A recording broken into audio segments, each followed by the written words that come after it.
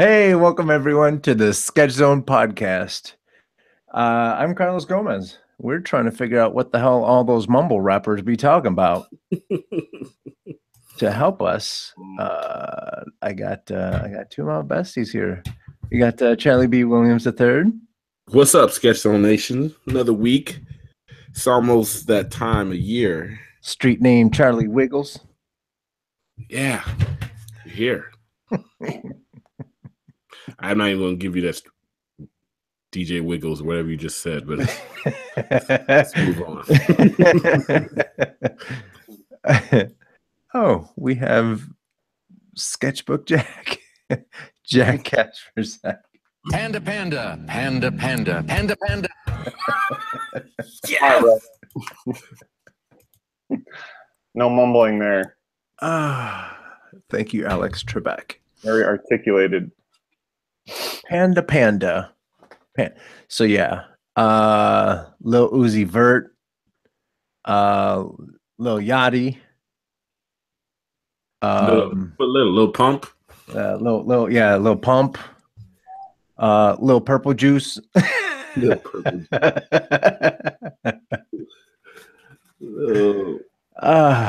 We'll get back to that. Little paycheck. Delicious, man. I ain't calling no. I ain't calling nobody no other man delicious.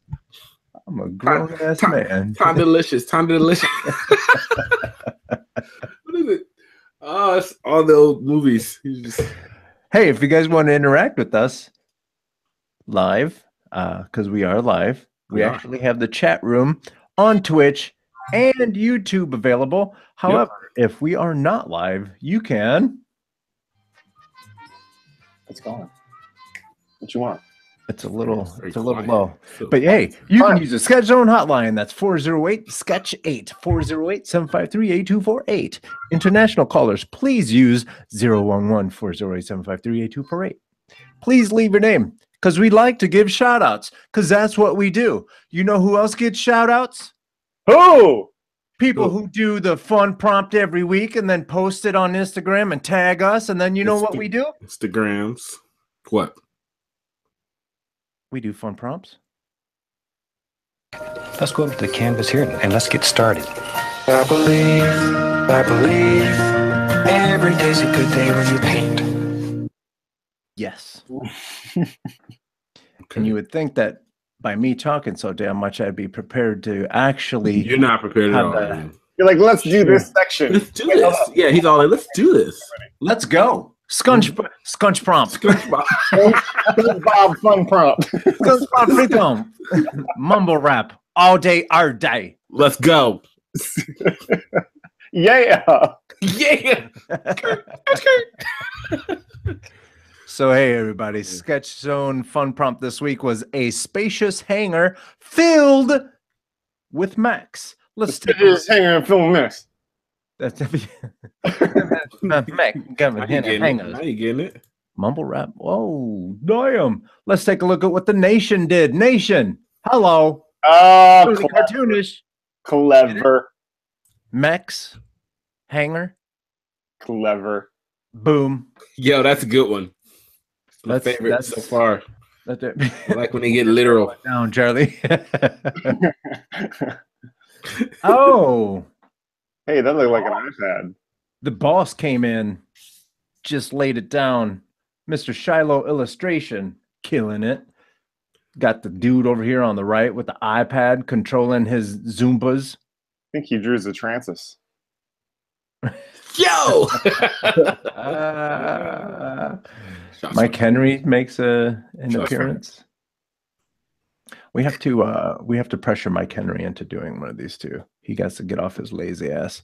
Oh, hey. Isn't he like far away? Oh, Shiloh. Yeah, but from what I understand, yeah, exactly. From what I understand, they have pencils in Germany. Hey, Tony Cartoonish wasn't done. I think he usually does too. Not gonna judge.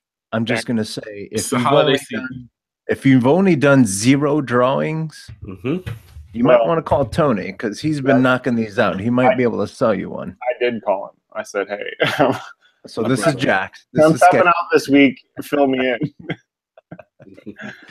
Instagram.com/Coney Martinez. Tony Martinez. What is going on with your speech? I started listening to mumble rap right before I got on, and my mouth is on strike. You gotta get the auto tune. Oh yeah, because maybe we'll talk about that here in a second. Okay. Bad Art Corner is in again, filled to the brim with Max. He's like, "Hey girl, want to go get some coffee?" She's like, "Damn, that's a big wiener on that robot." Oh my gosh. Bad Art Corner. Check him out.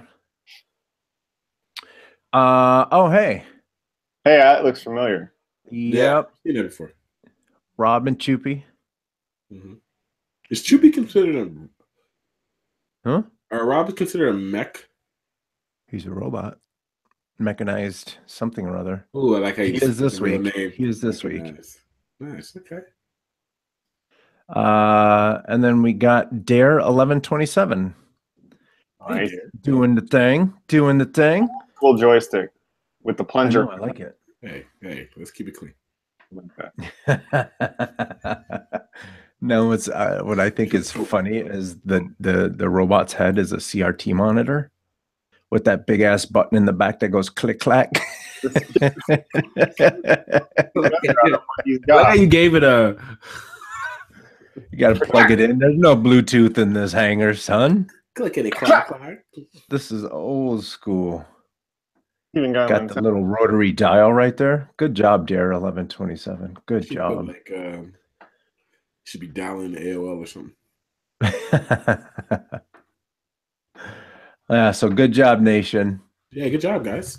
And whoever's out there. Let's see. So that was a spacious hangar filled with Max. Mm-hmm. Let me get the trusty Sketch Zone branded fun prompt cards out. I'm gonna shuffle these bad boys up. You're gonna mumble all show, aren't you? Oh, it's horrible, man. All right. Little Los. Little Carlos.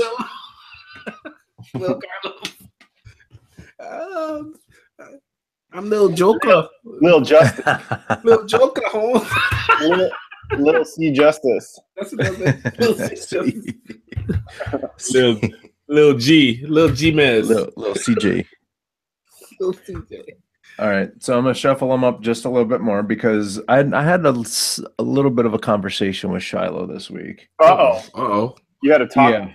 And we said secret talks. We said if environment shows up again this week, we're gonna accidentally pick something else. Luckily, you're doing it off screen, so just pick something else and don't tell anyone. Is there? Look at as if he read my mind. Right? In chat, Shiloh goes, take environment out now. Wow, let's get the chat up on the screen. So good. So let's see. Do you guys want to pick, or I can have Google? Number two. Number two. Boom, there it is. Character. That's legit. Was it for real? Legit. For real? Is it for real? Yeah, for real. For reals. This is how I had them. The branded cards. Okay. And Get against humanity. Legit. We escaped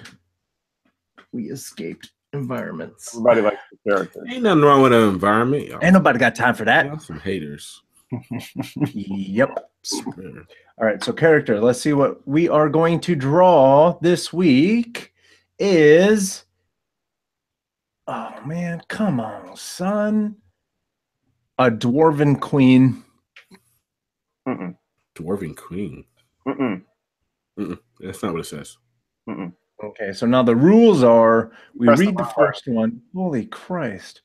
It is Christmas. You're all over this. That's not what it says. Say it. Read it again. You messed up. So the rules are we read the first one. If we like it, we draw it. If we don't, We pick the second one, and we have to draw the second one, unless it's an environment, and then we throw that card away. Man, Shadow's infiltrated. Sleight of hand, nice. All right, let's see.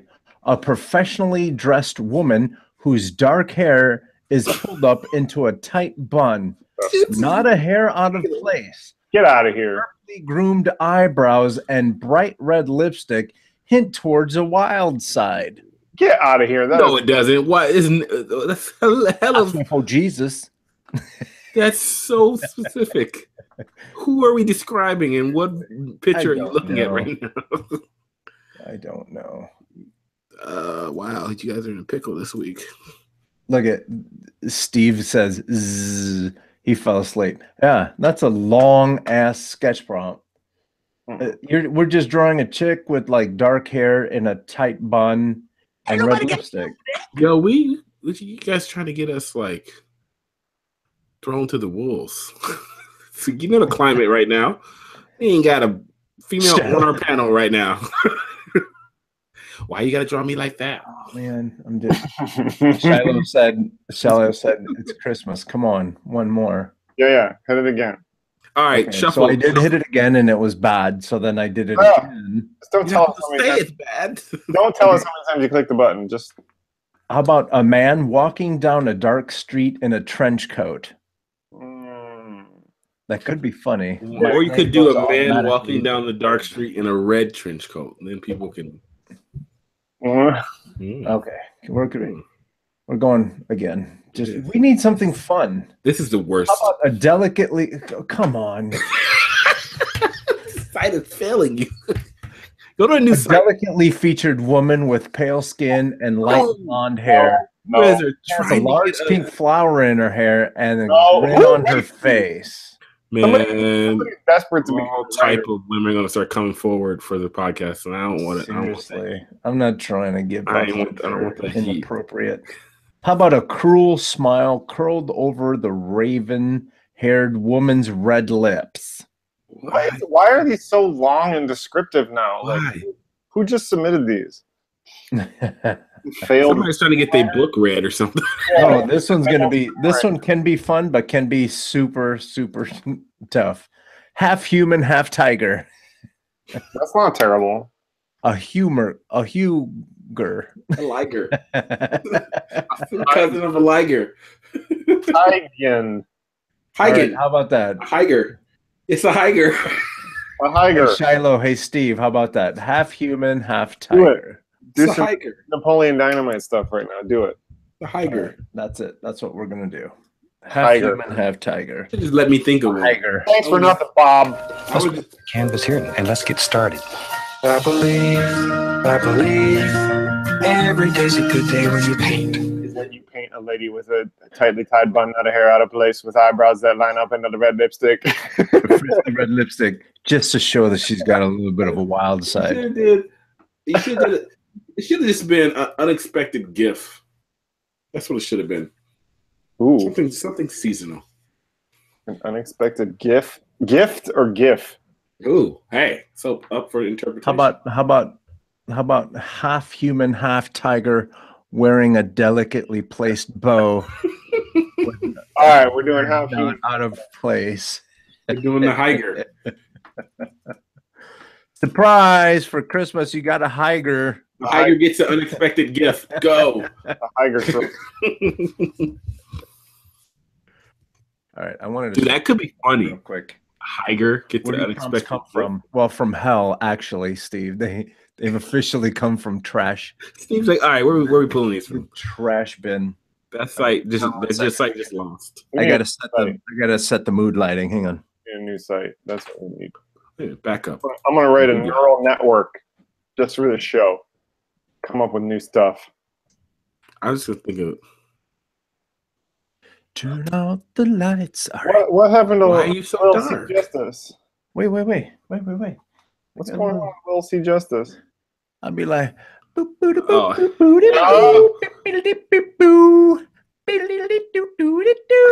It's Christmas time. Blinky, blinky, blinky. I'm ready for Christmas. His sweater is glowing. Yo, does that get hot on your skin? No, just on my nipples. Like, is it warm? I swear. I think that would burn you after 2 hours of wearing.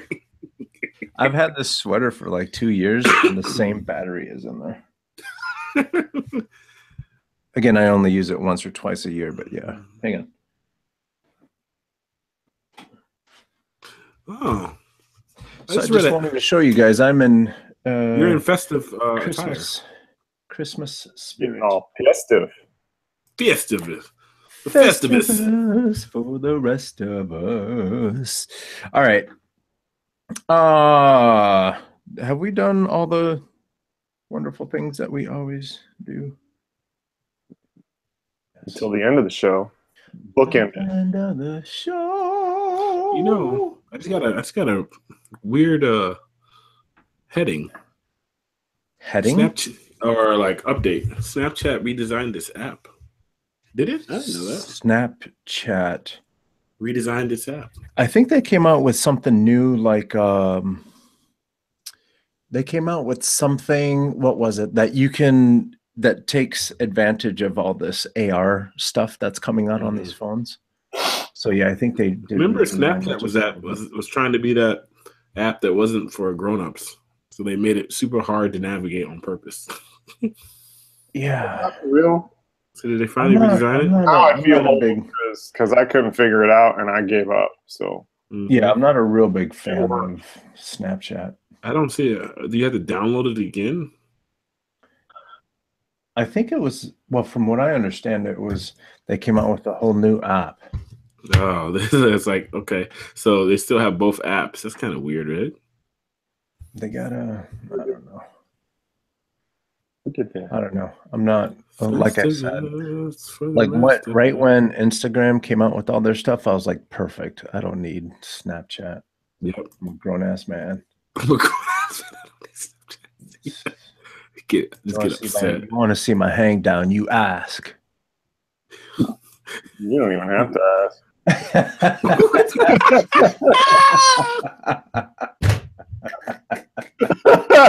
Oh, sorry. Oh, so good. Once in a while, Jack just weapon free and he forgets where he's at. Oh, so good. He has so much sauce on that end of that, Jack. And they had the awkward pause afterwards. Everybody's like, "Oh."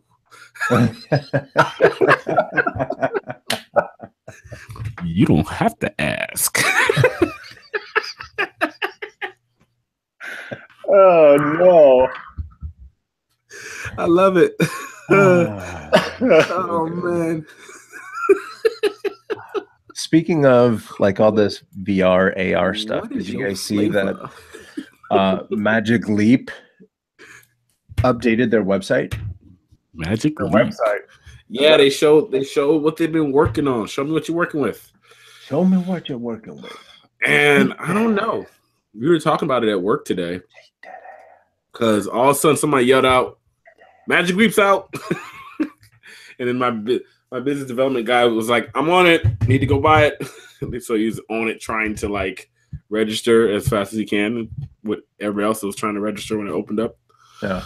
And my lead programmer pointed out a bunch of stuff. You know, when programmers, they like take stuff literally and they just poke holes in everything. There's like, thought this was supposed to be like, you know, wide peripheral, you know, based off that. Remember, I think we showed that video on the show years ago. Yeah. And I'm like, they got a lot of money from Google. Right. Billions of dollars, not millions. I wouldn't say it's up there. Some best vaporware marketing ever. And only to be glasses.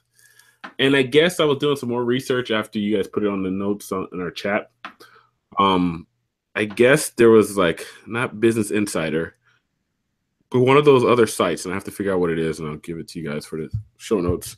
But they had a full like interview with them, and the guy actually did it, used it, and they showed off their old. You should see their old headset from like 2014. It's like they call it cheesehead, right? Halos, yeah, they right like one of those halos that people used to wear when they snapped their neck. Yeah. Now, to put it in perspective, if you guys know about the Halolens, right? The main thing that makes the Halolens awesome is that like it does that same type of like hologram type things, but the view range, if you see my face here, is only about 40 inches. I don't know what it's called, but it's like 40, right? So 40 it's so it's literally like this, and that's the suckiest part about the HoloLens. It's like you put it on. We have like a couple of them at work, and like you're staring through like this little tiny square, and you see some cool shit. The Magic Leap is probably gonna be, they're saying like probably around 60, which is a little better. Was a lot better, but like, so we're wondering how good would this be, and then once the new Microsoft product come out, how good would this one be? Because it's basically like glasses. Because if you search the internet and look at the old concepts, they're online. They're basically glasses with these like cameras on the end of it, and then the guys realize, oh crap, we have to actually make this thing. So you kind of see where their designs were coming from. It has like a little battery pack or whatever they want to call that thing, and then a little accelerometer, which is kind of weird. It's like every other else thing we've already seen. So I'm just wondering if it's going to live up to the hype. Like Elton John looking glasses, right? And like Google had to have seen some of this. Who else invested? Do you guys remember? It was Google and who else? There was a couple people. No, yeah. There's a lot of heavy Magic Leap. No. What? I'm thinking Oculus and Facebook, but there was someone really big. It was Google. They gave him like a bunch of money, like here, make it. But I'm just wondering, this better look cool. Alibaba. It was Alibaba. That's who it was. Yeah. Like it better look cool. I have a buddy that's working there now as an animator. He's on that hype train of like, this is the best thing since sliced bread. I'm like, okay, dude. So I gotta say, I'm not even too familiar with what the overall concept is, but like the difference between Magic Leap and any of the other headsets. So what is the premise? So the premise is it's supposed to be next level AR, right? High quality, and then like. So it's AR. It's not AR. It's not an enclosed system, right? No, it's AR. It's all about like happening. Like some of the videos, if you look on the old site, was like, here was a video, Jack. Here was the premise, and this is why they're like selling this shit like crazy. Like you have a bunch of kids in a gym for like an assembly, right? Then all of a sudden, out the gym floor comes a whale that jumps up and splashes. Now, these could be all fake videos. That's how they were saying that the experience was going to be. Some people are saying that like they're going to like do crazy stuff, like shoot stuff on the back of your retina, so it made it feel like it was right there, or some crazy things. Yeah, right. They were, but it was like you didn't know. There was a lot of secrecy around it, right? People going to be suffering from hyperretina syndrome. Right. Hyperretina syndrome. No. So it's interesting, and I don't think it's using like light fields. If you guys have like followed any of the talks from like what is it? The guys who make like what you call it rendering system? It's called Octane. In Orbix and all that stuff, and it's just a bunch of stuff, but we don't know yet, really. But but they've been shooting out all these videos that's come out. The very first video that came out was, how Weta, they make those old school guns. They look like, from the it looks like from the 60s or from the 50s, like sci-fi guns. I don't know what they're called. It's a certain style of gun, kind of like Buck Rogers type replicas, like the little laser guns. Yeah, like in their very first video, they had the person sitting at his desk. You had like the weather app and all this other stuff up, and then he picked up a gun. So he picked up something physical in the physical world and used that gun as his controller, and then the lasers were coming off of that real gun. He was able to like, it was all like tracking on the gun. There was all this like theory, and it was like, how is the lasers coming, knows where the gun tip of the gun is, and you know, so it looked like you would be able to pick up anything like a glass, you know, and then like, you know, you could like fill it with water or shit like that. It was like crazy. So like up until now, it's only been these like, I would like to call them faux videos, you know, that have come out to kind of explaining what it is. Right. And we don't know, you know, how it really is going to be. I think they did a lot of like amazing like video and compositing work. Yeah, of course. And now they have to like actually make it. And now they've been making it, and maybe it looks cool. But that's what I'm thinking. It's going to be like Halolens 2.0. It has to be cool because someone like Google's not going to just give you that much money. Unless, and it was like $100 million. Right. Obnoxious that they gave them. Yeah. So unless they just want a new Halolens. Google's not going to give you that money to do that. Because Google can build that. Unless they just want them to build it. They have the money. They have the engineers. They have the infrastructure. Like Google is ridiculous. Yeah. But it could save money if they don't have to do that, though. Just have these people make it. If they give them the Google money, then it'll be at the same quality. Why do you think they depends on how big of a head start these guys had. So why do you think they invested rather than buying them? Outright? Probably patent all this technology. They probably didn't want. They weren't going to buy them. They don't. A lot of times the corporations don't want to deal with patents and all that stuff. So kind of like what we were talking about last week, where Apple went out and bought Shazam. Siri already has Shazam built into it, or it works with the Shazam architecture program, let's say. Yeah. So it's weird that they did that Apple did that, but they have a plan for it. And for them, it's easier to just buy the company and all of the patents, and now they own all that stuff. And then maybe the patent also have, they also have all the engineers and stuff that are literally writing the code. So it's faster to just do that. I'm interested to see what this does. So they came out with a new site that showed not much about nothing, but these like Willy Wonka style glasses, right? Like Willy Wonka. It's like Johnny Depp's glasses from the last Willy Wonka movie, Charlie Chocolate Factory. Yeah. Oh, we should put a picture up in parallel. It looks like. So yeah, it looks. I don't know. I think the mystique of it for me with Magic Leap, their website is cool. Yeah, I like the website. Scrolling through like the different. One of those images, if you look on that site, Carlos, one of those images started talking a little bit about what was in the headset, like light field, blah blah blah. It gave you a small inclination. But I think yet again for me, it's like the mystique of it is gone. It's another, and I don't know what I would be expecting, because with the exception of having like an embedded computer in your eyeball that's actually shooting things in your eye, coming short of that, I don't know what this could look like unless it does look like this.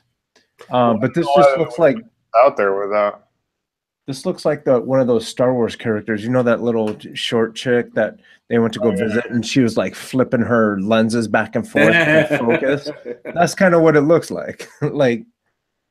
But at the same time, like I see a lot of sensors on the goggles, and so those sensors are probably taking a look at depth map data.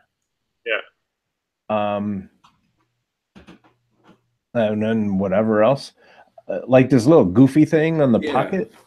Is that the computer? I think so. Yeah, the engine that drives our spatial computing platform. Yeah, but that looks small. So is it like mobile type of deal? That's not. Why wouldn't they like Bluetooth this or something? But I guess then you can't take it literally everywhere. And I think that's the big thing is that with this little puck, if that's the computer, you don't need a big ass computer to start rendering. So now all of a sudden it starts to make sense as to why. Right. Because the thing with all these other headsets, you have to have cameras up all over. But what gives us this power connected to the computer. Yeah, but that means it's going to be no better than like a phone. That's true. That's what we kept. We see. Just so you know, I hate working at Apple is working on some VR headsets stuff too. That's the only thing about work. It'd be like sucking out all the excitement because we do this shit, and it's like it's gonna be like a really nice, like it's like a gear, like Samsung Gear, like or like any of the other like phone-based systems out right now. Think Super Nintendo. Sega Genesis. Now the only thing that intrigues me, and that's like from the company that did that makes the Octane renderer, right? Because they're jumping on the whole light field thing. It's light field. I want to know how that's being used. Digital light field. Our light field photonics generates digital light at different depths and blends seamlessly with natural light to produce lifelike digital objects that coexist in the real world. So this is not Charlie reading things. This is Charlie actually speaking. Charlie speaking.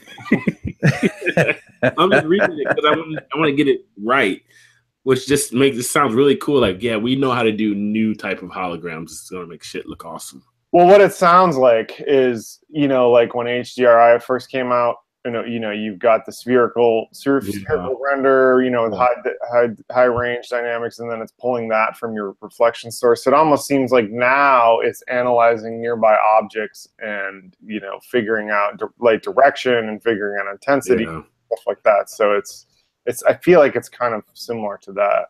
That's why I was like, that's why it made me when I read that one earlier. It made it feel like it was like a new version. Their direct competitor would be HoloLens and whatever Microsoft has cooking. They seem like they're going right against them, not anybody else right now. To me, because they're jumping on the holograms train, and only other person who's done that is Microsoft. Everybody else is doing AR. They're doing AR via holograms. Which sounds like they're doing it too, but they're just doing it via light fields. Which is a new thing. So they can get a hologram that looks crisp and like has a lot of detail in it, and the range goes from that 40 to 60, then maybe that could be kind of cool. Because then, now you could throw those glasses on and have a Google Hangout with Jack, but he's just sitting there because, sitting on your couch like, hey, what's up? You know what I'm saying? And if you look up some talks and videos, Microsoft done that same thing with the HoloLens now, or they're doing that same thing of like projecting holograms for people to do like video conferencing. Yeah. So, like we're doing a lot of different stuff. So Magic Leap was like, who was it? I think I don't remember who I was talking to, but we were talking about, time travel, space travel, and we were doing like teleporting from here to there and everywhere. And then eventually the three of us, even though we're in 3 different parts of the planet, we'll be able to sit around a table and have a meeting just like this, but in 3D space. And that might be the answer to all of this traffic and all this stuff. I'd do it based on that. I'd buy one if I could. Hell yeah, dude! If I can have a hologram like Google Hangout experience, I'd do it. Yep, do it in a second. That's worth it right there for me. Yep, I'd buy 2 and give one to my parents. That's gonna be an interesting trying to teach them. Then you gotta try and teach them how to do that. But still, maybe I just give one to one of you guys. Okay, you guys just buy it. It'd be a lot easier. Games could be cool. You know what I'm saying? Like I said, so then that preview video that they did could maybe be less of vaporware, if that could happen. Of you being sitting at your desk and you just shooting different stuff, and I'm gonna pick up my phone and use that as my laser gun. Walk around the office. Because that's the cool part about HoloLens now. Like, that's why I wish you guys lived in the area. You guys come out to the office. Like, that's the cool thing. Like, you walk around the office, right? And say I put a bunch of crap on the walls in the corner, and then I give the headset to like Carlos, and like as he's walking around, he's like, "Oh yeah, this that stuff Charlie put up on the corner. It's still sitting there, It's persistent, even if you leave the room. Mm-hmm. So that's the cool part about that. So that could be cool if Magic Leap is doing the same type of deal. So imagine having one of these virtual headsets and you bust into a virtual bank and you just straight up rob all the Bitcoins that are in there. You're like, give me all your Bitcoins, bitch. And then you just straight jack people for their virtual currency. But that's gonna happen. I mean, that's totally sounds silly in sci-fi, but that happened on a small. Did you read about the? Oh, let me Google it real quick. The artist that that basically vandalized one of Jeff Koons' installations. Oh, no. So Jeff Koons, if you guys don't know who that is, he's the guy. He's really famous for doing those like mylar-looking balloon animals that are actually like giant metal sculptures. You know, it looks like a balloon dog. Mm-hmm. Oh yeah. He also did like weird stuff. I think we talked about it on the show one time. He does like weird stuff like basketballs floating in a tank of water, just like weird stuff. Yeah, I think I was bad mouthing that. Yeah, so he got on board. He got on board with one of these VR companies. I think it might have been one of Google's products, and he dropped an art installation in the middle of, I think it was Millennium Park. So if you go there with your, I don't know, Google Cardboard, maybe it was, one of those things. If you go there to the coordinates, you can see his art installation. He's got like a gallery in a park, a virtual gallery in a park. But then, let me find out this exact artist. There was an artist that vandalized his stuff and effectively put a modification to his art in the exact same spot. So you go there, Jesus. and he's hijacked his artwork. That's awesome. Let me look it up real quick. Hold on.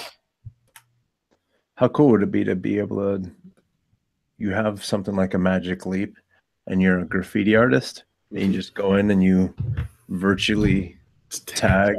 That's exactly what it was. A nice bomb. Okay, so here it is. I'll drop the link. So yeah, Jeff Koons put it in the. I guess that's in New York. So he dropped it in there, and then the graffiti artist Sebastian Errazuriz basically used his own setup and used Jeff's sculpture, which, you know, there's questions about copyright and all that garbage, but he just tagged the hell out of it. Really? Pretty interesting. So, you know, robbing virtual Bitcoins and modifying virtual stuff is not that far off. I was just talking about Bitcoin last night. Went over to one of my friend's house for Hanukkah, and we were talking about Bitcoin and all that good stuff. And he knew someone whose Bitcoin got robbed. Yeah. It's possible, but kind of unlikely right now, but it is possible. Yeah, Bitcoin's funny. I went on a story time. We need our little sound effect for a story. I know. We got to come up with a. This was back when Bitcoin was first, 5-6 years ago, when it was first kind of still emerging into something big. I went on a Bitcoin buy with a friend, and this was straight up out of like a movie. It's like some weird like meetup heist where we're gonna buy heroin or something, because he was like talking to this guy. He's like, yeah, you want to buy the Bitcoin? Yeah, I want to buy the Bitcoin. Like, you could just replace Bitcoin with any other like illicit substance or product you want, and it would still make sense. And then so he's like, yeah, we're gonna meet at the Starbucks on Ventura Boulevard.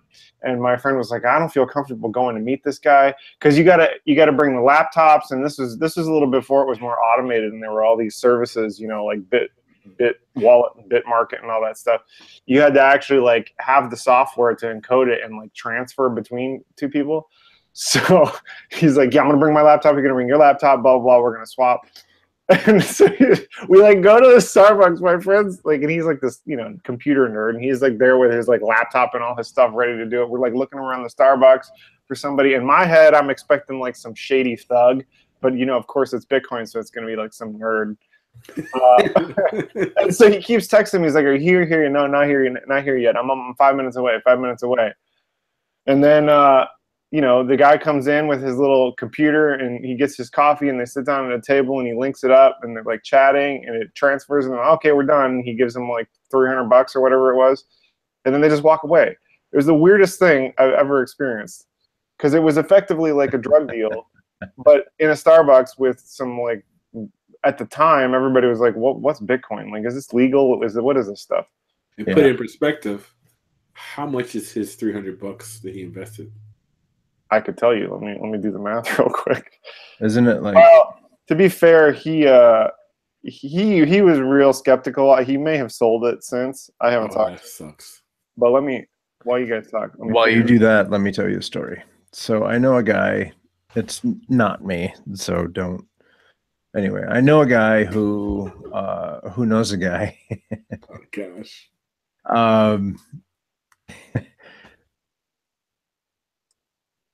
This guy that had Bitcoin that I have no idea who he was looking for some weed, and then this other guy had some weed, sold it to him, but the guy says, I don't have, I guess, $400. It was a lot of weed, I guess. Mm-hmm. I don't have $400, but I have Bitcoin. Would you take the Bitcoin? And the guy says, yeah, sure, no problem. Takes the Bitcoin, gives the weed. Dude sits on the Bitcoin for 5 years. It's worth 900 grand now. Yeah, I just did the math. I remember he bought 10 of them for $300, and right now it would be worth $143,000. He doesn't have it? No, I haven't talked to him. I have to find out. Yo, where's his hard drive? Right, it's legit. That dude in Starbucks. When you said 10 Bitcoins, I was like, holy crap! He hit the mother load. Yeah. Well, at the time, everybody was who knew what it was. I heard about it from all the GPU stuff because you could have got the second GPU like 5-6 years ago. Yeah, mining Bitcoin mining. Some you could have mined a good $300 worth of it back in the day, and I just like kicking myself. I've never had that happen, like where I heard about something I just never jumped on because I just did the whole, and now I was like, fuck. Even if I would have had like 5 Bitcoins, I would be doing pretty good right now. Yeah. Like a measly $100 worth of Bitcoins would set you up pretty nice right now. So let's go back to Magic Leap. Mm-hmm. Because this is something that bothers me about technology. And I know you guys have had to read my messages about me being old and complaining and screw this. I'm just going to go get a flip phone. Text me or call me. That's all I need my phone for. Right. Like what happens if you're walking around and your Magic Leap needs an update or just like these phones, like every year, these MFs want you to buy a new phone every year, a new computer every year. iMac Pro just came out, but then they're going to come out with a new Mac Pro that makes that one kind of old and obsolete. Yeah, it sucks. I've been ranting all week on this, so and that, I mean, it's that article that you shared with us, and I'll let you explain it here in a second, but that article kind of just, it illustrates exactly my frustration with all of this. Like, we're basically buying memberships to new things. Yeah. Yeah. You want to talk about that article? Yeah, so I was reading a bunch of TechCrunch articles on Apple, and there's a well-known Apple blogger and developer who was doing some research on the whole thing where here's a situation, like new iPhone comes out, it's $1,000, right? And then as soon as the new iPhone comes out, or maybe a night before or a day before, they release the new iOS to all the other phones.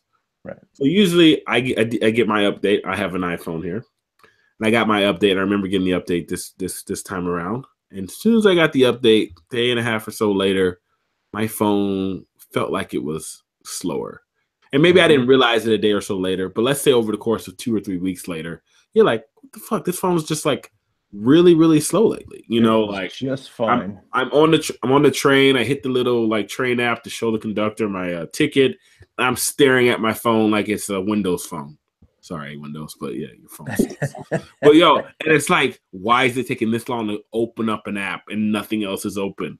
You know, like just little things that, you know, Charlie notices because we use our phone all the time. You know, I use my phone all the time. Like, I just noticed that, like, my phone's not being my phone, you know, because I keep my phone in really good condition so that I can sell this bitch for $300. And then or two Bitcoin. I'll set that with me only paying $200. And then thus the $500 price tag that is usually for one of these things, I've only paid $200, and I'm like, cool, this will last me another 2-3 years. Right.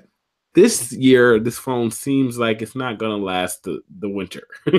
It just seems like it's bad. And you've always heard that from you know, the tech camp of like, you know, as soon as Apple releases a new product in terms of their phones, their older phones become, you know, obsolete, you know, or they become slower, and it causes the general populace to go out and buy a new phone. And the term of this is called what, Jack? Forced obsolescence. Right. So I didn't think it was that true. I thought, okay, cool. Everybody does this to an extent. Verizon dealers, everybody does this to some type of extent. But I never gave it two thoughts because I figured, okay, well, it's a weird marketing thing. But I never thought that it'd be actual like software in your phone that allows this to happen. So back to that famous tech blogger and a couple other people, they started data mining it, and they started running tests, and they started running the newest OS test versus what the phone was running at last year. And they found a discrepancy in the battery life as well as the processing power after the update. And they did all the numbers, ran all the charts, and it looked like it was adding up. So now they have like significant proof, but Apple wasn't responding, and like it was just another one of those articles that comes up every year around this time when a new phone comes up. And most of the other tech bloggers and video YouTubers and stuff like that kind of said, well, here it is, somebody's saying that this is happening again, you know, from the Apple hate or whatever. Right. But this time the data was pretty sound, you know, which forced Apple to finally respond to a TechCrunch as a website, and it responded to them. And surprisingly, when they responded, they were like, yeah, we have software that does that, but it's so that your battery doesn't blow your phone up or some BS, you know? And we're like, wait a minute, did they just admit to actually doing it? And they did. So, and they gave a reason why it was to like throttle the battery usage so that your battery doesn't shut down your phone randomly, you know? So it's in there. So Apple on Wednesday of this week confirmed that yes, they have a program in the code for iOS 11.2 that slows down your processing power and throttles the battery so that it doesn't drain the battery as much, thus making your phone slower.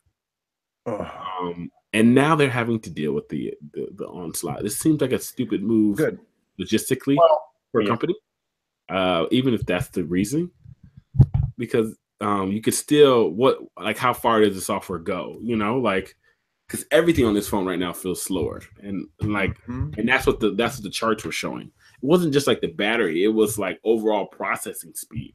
You know, they said that's exactly what it does, is it throttles the processor.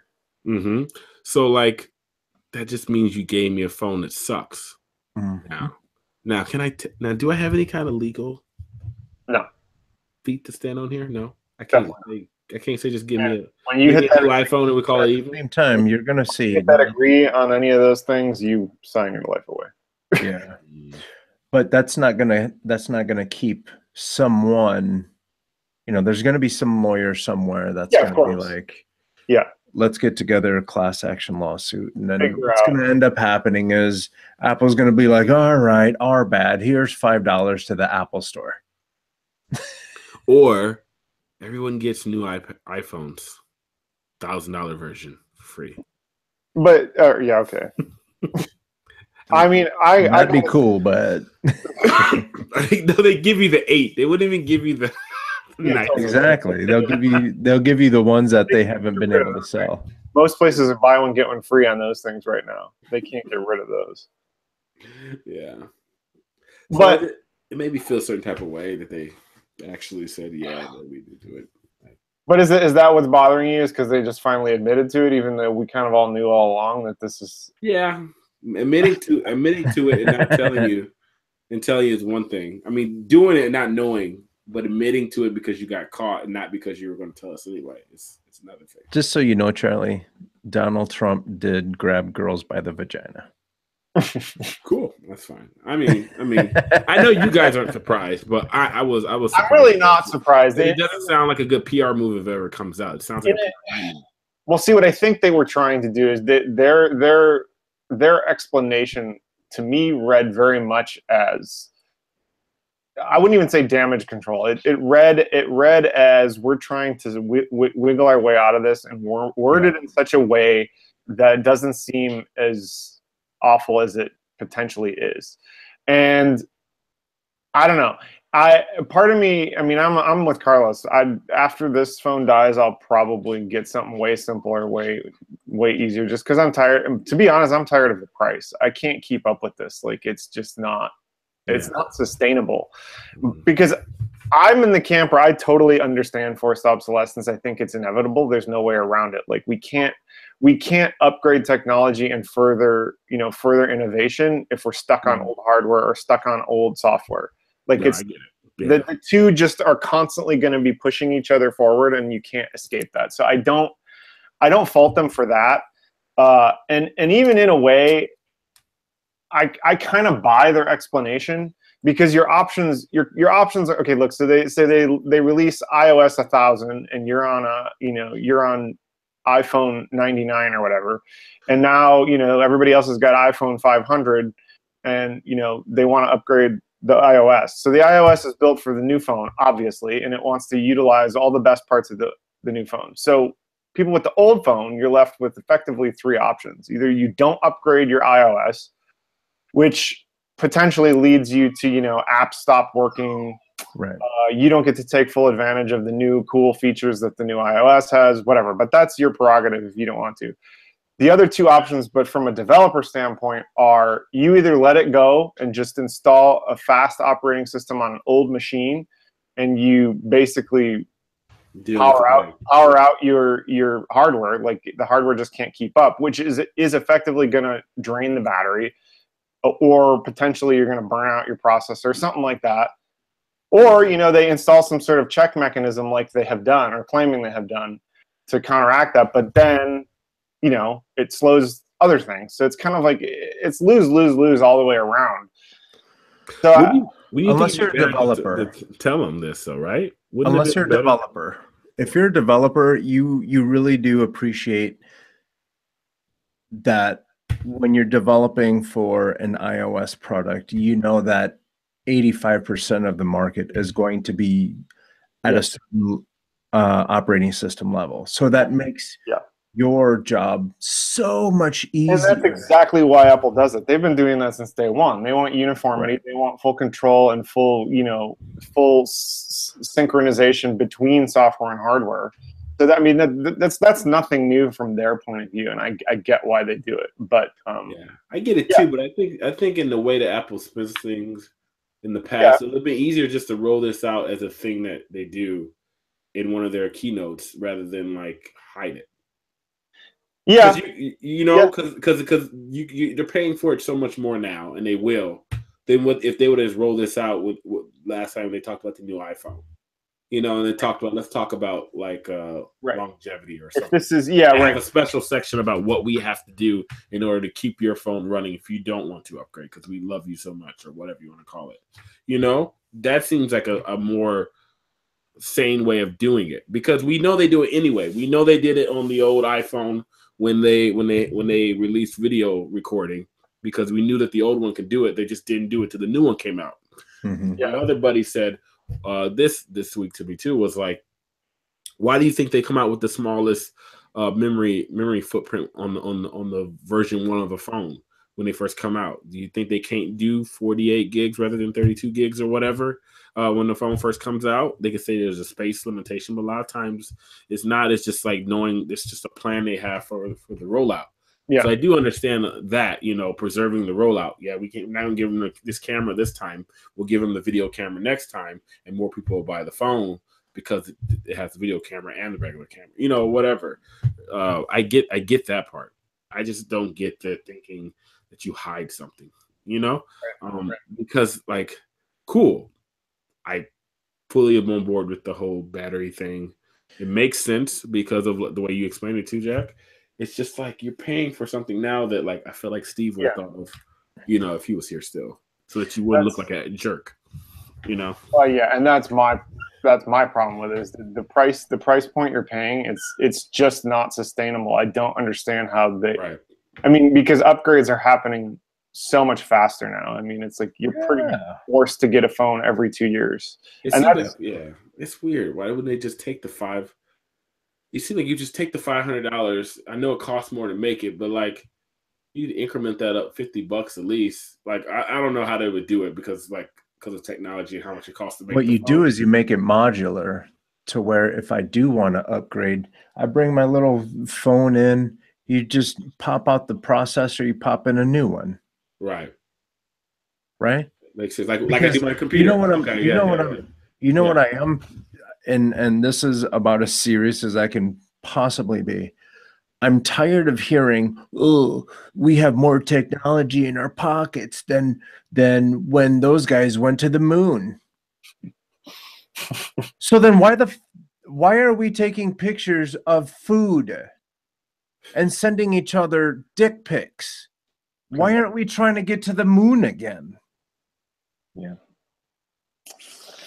And if this was years ago that we had more technology in our pockets and they had actually going to the moon, why aren't we doing more with it? We're picking fights on Facebook, but technically we can go to the moon with technology that we have in our pockets. Yeah. Yeah, makes sense. Well, and then every year we have to upgrade it. and we haven't. It's been what 60 years since we've been to the moon, and people are like, "Oh, look, I can sing, and my face is poo." That's the kind of dumb shit that we're getting into. Yeah, we have all this technology. The technology has been there. You can't tell me that we can't take this phone because I'm quite happy with my phone. Yeah.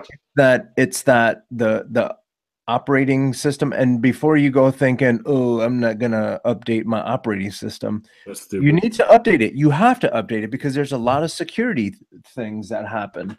There's people hacking into phones at every day. Yeah. So you have to update it so they get you. Yeah. Because you don't want to be swiping, using your Apple Pay, and the other guy gets your stuff too. Because that's you know what? And even more than that, this happened to me just the other day, and I thought to myself, "Man, Apple is going to kill me, legitimately kill me."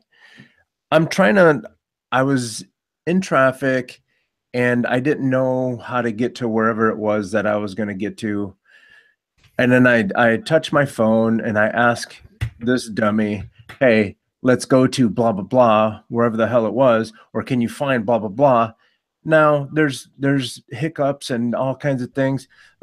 You can't launch one application without it lagging, without it doing something, and then I'm trying to pay attention to the road, but I'm lost. I'm trying to pull over because I'm lost, and now my phone is being a jerk. Mm-hmm. Yeah. So when you're playing with the operating systems and making planned obsolescence and stuff, that's baloney. That's so dumb. That's so dumb and so dangerous. Yeah. And that's it. And I'm trying to launch the Apple Maps. I wasn't even trying to do anything else. I have Google Maps on there. I was trying to do their maps, and their maps was creating danger. Yeah. So all that is fine and good, but just tell me. It's garbage. Yeah. I feel like, so what's the 8? It's like $500 and then it jumps to $1,000. There's no like in how between. much is the 8?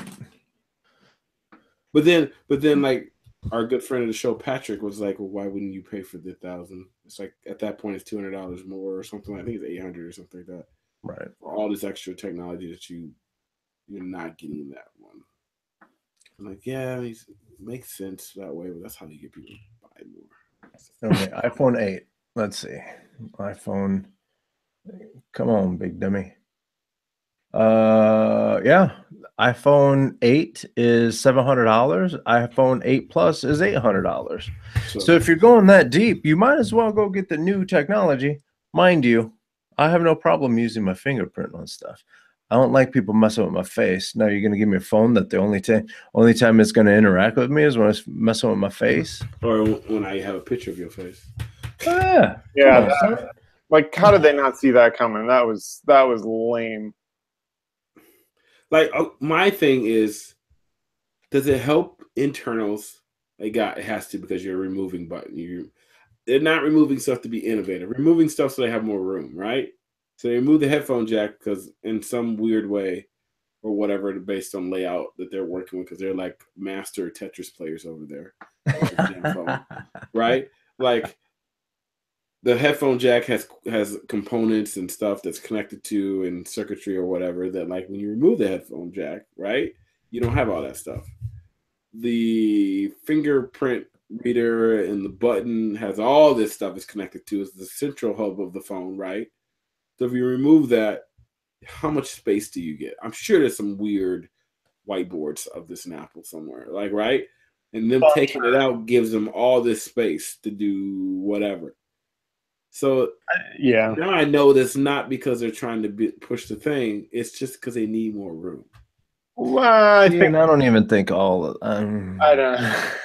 Let me tell you something. From a technical standpoint, that would be true though. You're removing hardware that takes and other stuff. But you know that the space that the headphone jack used to be in is still just space.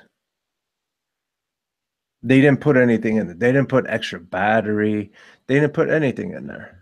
Right. The only thing that it would help with is having the entire case be absolutely waterproof. I'll give you that one. But at the same time, I'm not trying to talk on the phone and swim. Right. Well, at least with the button, I would have to think that there's a lot of stuff that gets taken out because they don't have that button there anymore. That allows for other room on a small micro circuit board level or whatever. Oh yeah, the home button. Yeah. I don't know. But then you get to the point where, at what point is so thin too thin? Like, I need my phone to be a phone. I need my communication device to be a communication device. Yeah. You can make it super thin as all you want. I'm gonna sit on it and crack it. Right. So until you come out with something that I can fold and put a crease in, and then I can unfold it, and then it looks fine, like roll it up, put it in my pencil case, maybe something like that. But until that day happens, stop messing around. Stop trying to come out with something that's super thin. Throw everything inside my glasses. I gotta wear that every day anyway. We just magic leap this shit with my phone. And I just pull it up. Right. I'd be like, glasses, send Charlie a text. Send me a paragraph doing good while I'm working right now. Move it out the way. You know what? Pull up Carlos' hologram so I can yell at him while I work. That would be funny. Could you imagine text messages? Text messages end up being like a hologram, and I see Charlie pacing back and forth. Look, we got to talk. Like, oh man, what do I do now? Fast pick up. I know you're there. Our holograms are like sitting behind Jack at work. Just like, what you working on? Jack. He's like, boy, get out of here. This is gives a whole new meaning to like group text chat on Facebook. if I can just like, ooh, Jack left his hologram thing open. I can jump in, see what he doing. I can be. Come back, Jack's not at his desk. I'm just sitting there waiting. Like, yo, what is this? Yo, dude, let's turn that off. What did you do here? Don't be jumping into my hologram if I'm not here. So yeah, that then leads us into another thing that I wanted to talk about. What's up? Basically, corporate confidence. So if you aren't from the United States, you might not know, and please feel wonderful about not knowing about the hot mess that we're in the middle of right now. But hot mess. It's like basically there was a tax plan that passed, which whatever. But it basically starts boiling down to a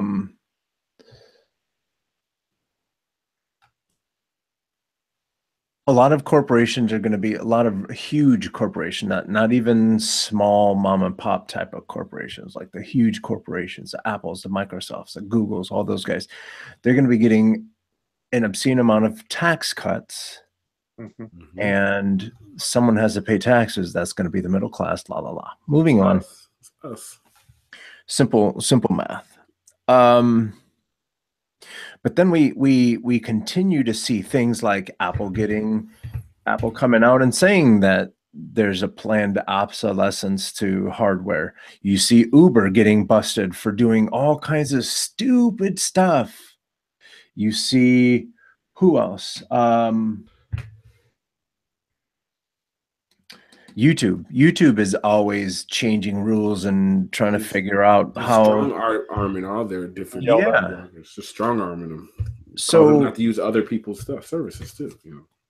Patreon. Oh, and then another thing is, and we're going to talk about this here in a little bit, but you have like the cable companies and all the communication companies that have come out and admitted to, they say, oh no, we're not a monopoly, but yet they've admitted to having different regions where, in San Francisco, you can only get this certain kind of cable, and certain parts of LA, you can only get Cox, and in the other ones, you can only get AT&T, Xfinity, and whatever else.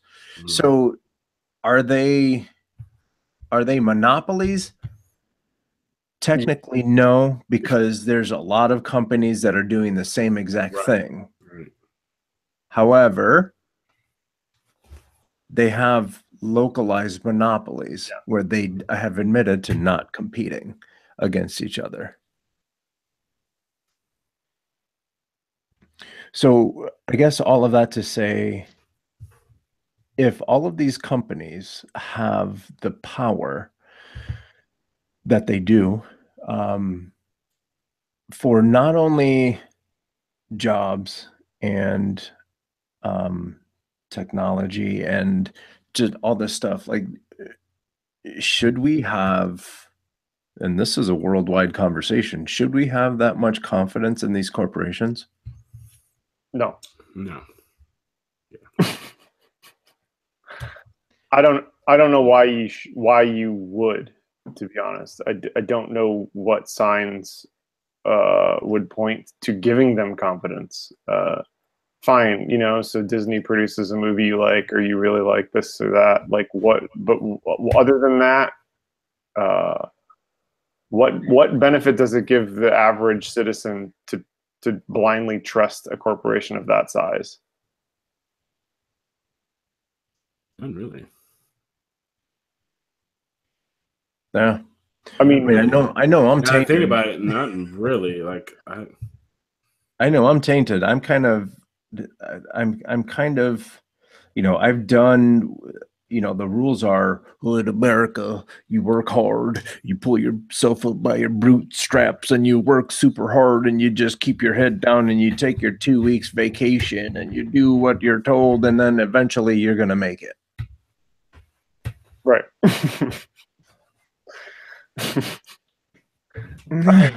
To a certain extent. I used to put in 100-hour work weeks. Yeah. And then I would take an extra half hour at lunch just to take a nap after I ate, so I can be ready to pull more long hours in the evening. And then I'd get in trouble for taking the half hour nap. Yeah. I mean, you know, the reality is no matter how much you like your job, no matter how much you enjoy your work and your employer, if you were to die, they would replace you the following week.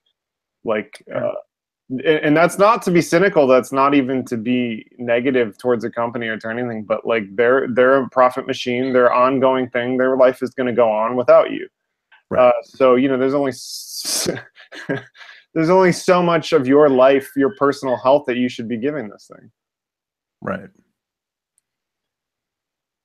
Charlie's ditched us. Chuckington? He said he'll be right back. Oh, okay. Yeah. So I don't know. Like I'm all for having a good job and doing good work and working super hard, all that stuff. But I'm also a huge proponent about make sure that job fits into your overall plan. Mind you, if you just wanna go get a nice job and work, show up, do your work, go home at night, and that's your thing, then that's your thing. Handle your business. But if you have any sort of, you know, delusions of grandeur, make sure that you're constantly working on your own stuff. Don't kill yourself. I guess, let me say it like this. Leave a little bit in the tank for your dreams. Yeah.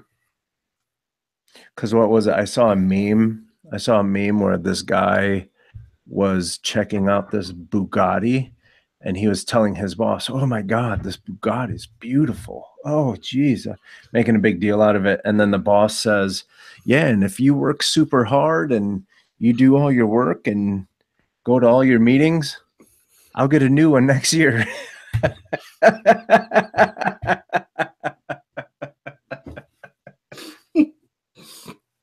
It's wrong.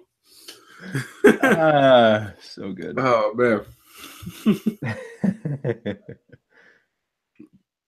Yeah, I don't know. I know I'm a little salty right now with stuff. Well, I mean, it's hard. It's hard not to be. I mean, I don't. You know, like we just last week we were talking about the Fox Disney merger. Like it's hard to feel any sense of, you know, self. What's the word I'm looking for? Self empowerment when you have a company that massive that, you know. Right. Actually, it reminds me of another story time. Speaking of jury duty, I was in jury duty this one time, and they were doing the whole interview process.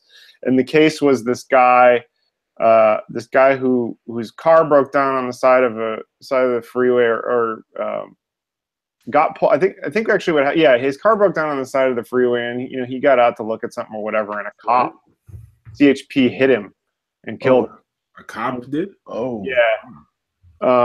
And so, you know, the legal argument was, you know, should you ever get out of your car on a freeway, regardless of the circumstance? And then the other thing was like, well, the cop hit a pedestrian, and the cop is, you know, the city's at fault, blah, blah, blah, blah, blah. But that's kind of beside the point. The legal case wasn't really the matter. But this guy who was sitting next to me, you know, they go through their vetting process to kind of see where you stand on all this stuff. And one of the questions the defense asked was, you know, do you think it's fair, or do you find any problem with the fact that, you know, the defendant, the police officer, is being defended by, you know, the city? And, you know, I a private lawyer am representing the plaintiff. And the guy basically, he went off on this like tirade. Of course, he was dismissed because it was, you know, he showed a little bit of kind of not crazy, but like he just let it out there, you know. And he's like, He's like, I just don't know how anyone can possibly think that this is fair. You know, you have a now widowed woman who's fighting for compensation over her dead husband, who has had to go and get a lawyer, whether she's paying for it or not. The jury will never know.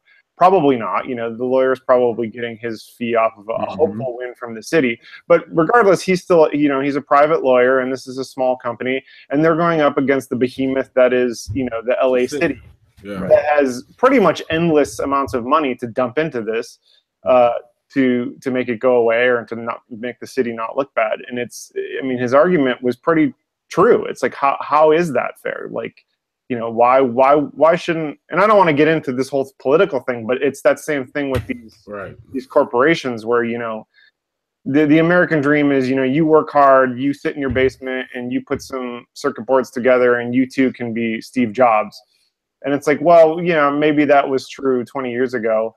And maybe that's true for some other emerging, you know, fields and industries.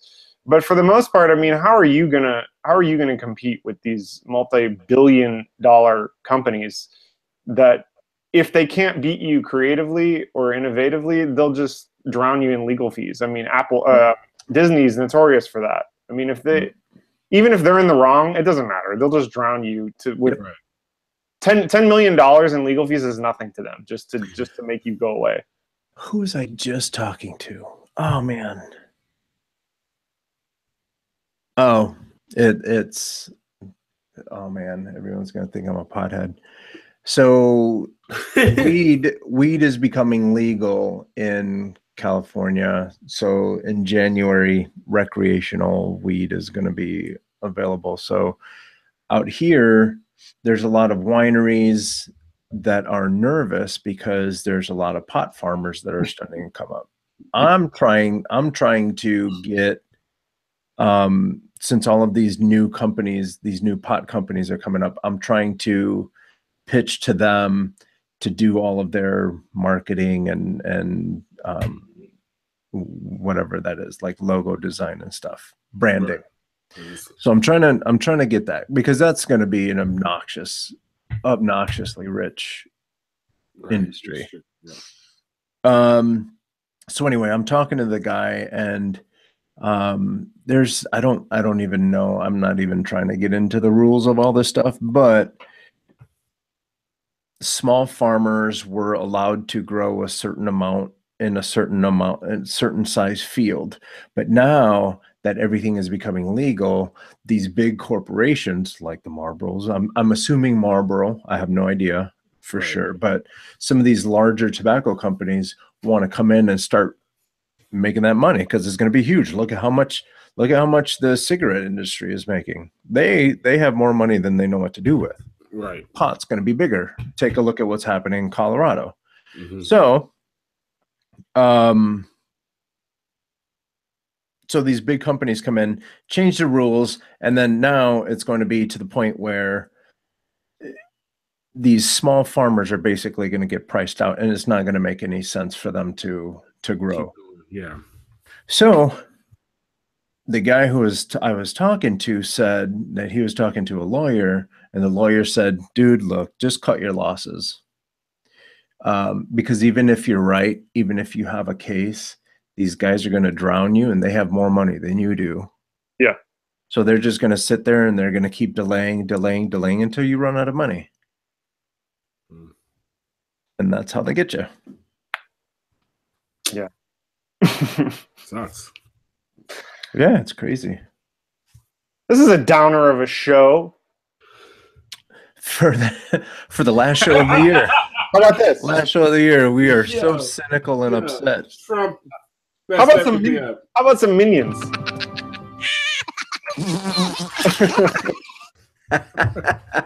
We still haven't heard Jack's secret.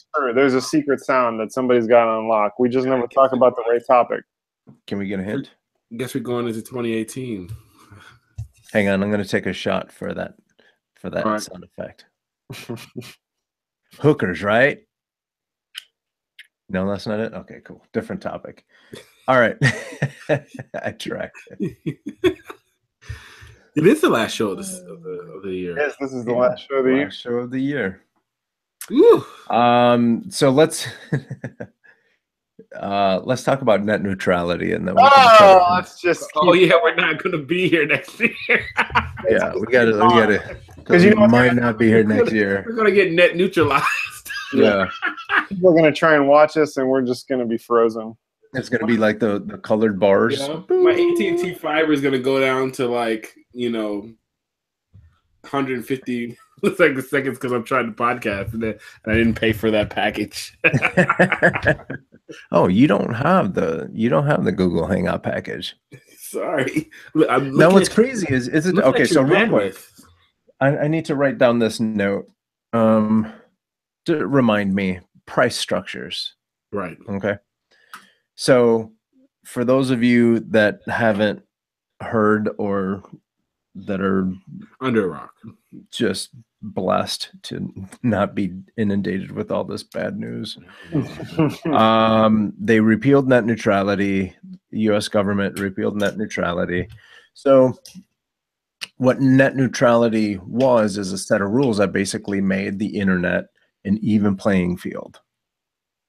Everyone has access to everything equally. So Sketch Zone Podcast has the same bandwidth and possible reach as does CNN or the Young Turks or, whoever, yeah. Whoever, yeah. Even Netflix, because Netflix is hot on this topic. Mm-hmm. So now that all of the net neutrality rules have been repealed, now all of these large communication companies have, and this won't take effect until early next year, but very long story short, they get to control the speed of which content is delivered. And if you want to have your content, let's say Netflix wants all these movies to be delivered at at high quality speeds, then they have to pay extra to be able to open up the throttle on the internet. Yep. All right. So basically that's it. These companies will be able to throttle you up or down. And this is charging companies delivering content as well as the people consuming the content. So not only is it Netflix has to pay extra to be able to stream out, but you will have to pay extra to be able to watch the content that's being delivered. They're throwing us. They're basically appling us. Appling my internet, man. That's all they're doing. For my own good, apparently. And I've been trying to figure out, besides greed, at the end of the day, it all boils down to you have a handful of CEOs that are making millions of dollars bonuses, but then they say that they need all this money for the infrastructure of the telecom companies. They need to find new ways to make money to be able to upgrade all of this wonderful hardware and equipment that helps deliver the quality product that is shitty cable. Right. Yeah, really terrible. Like, I don't know what they're going to throttle at my house because it's already. Please don't. I'm not sure, but I don't have much to take anymore. They're going to find something. I mean, you've been throttling me for years. What more do you want from me? That reminds me. I was watching a comedian. He was talking about how poor he was when he was a kid, and his mom got a letter from the light company that said, "Hey, due to your non-payment, you get no lights." They cut off the lights. So that night, they sat down to dinner, and since they didn't have any lights, she lit some candles. All of a sudden, there was a knock on the door. Guy busted in. It was a guy from the electric company. He said, We said no lights.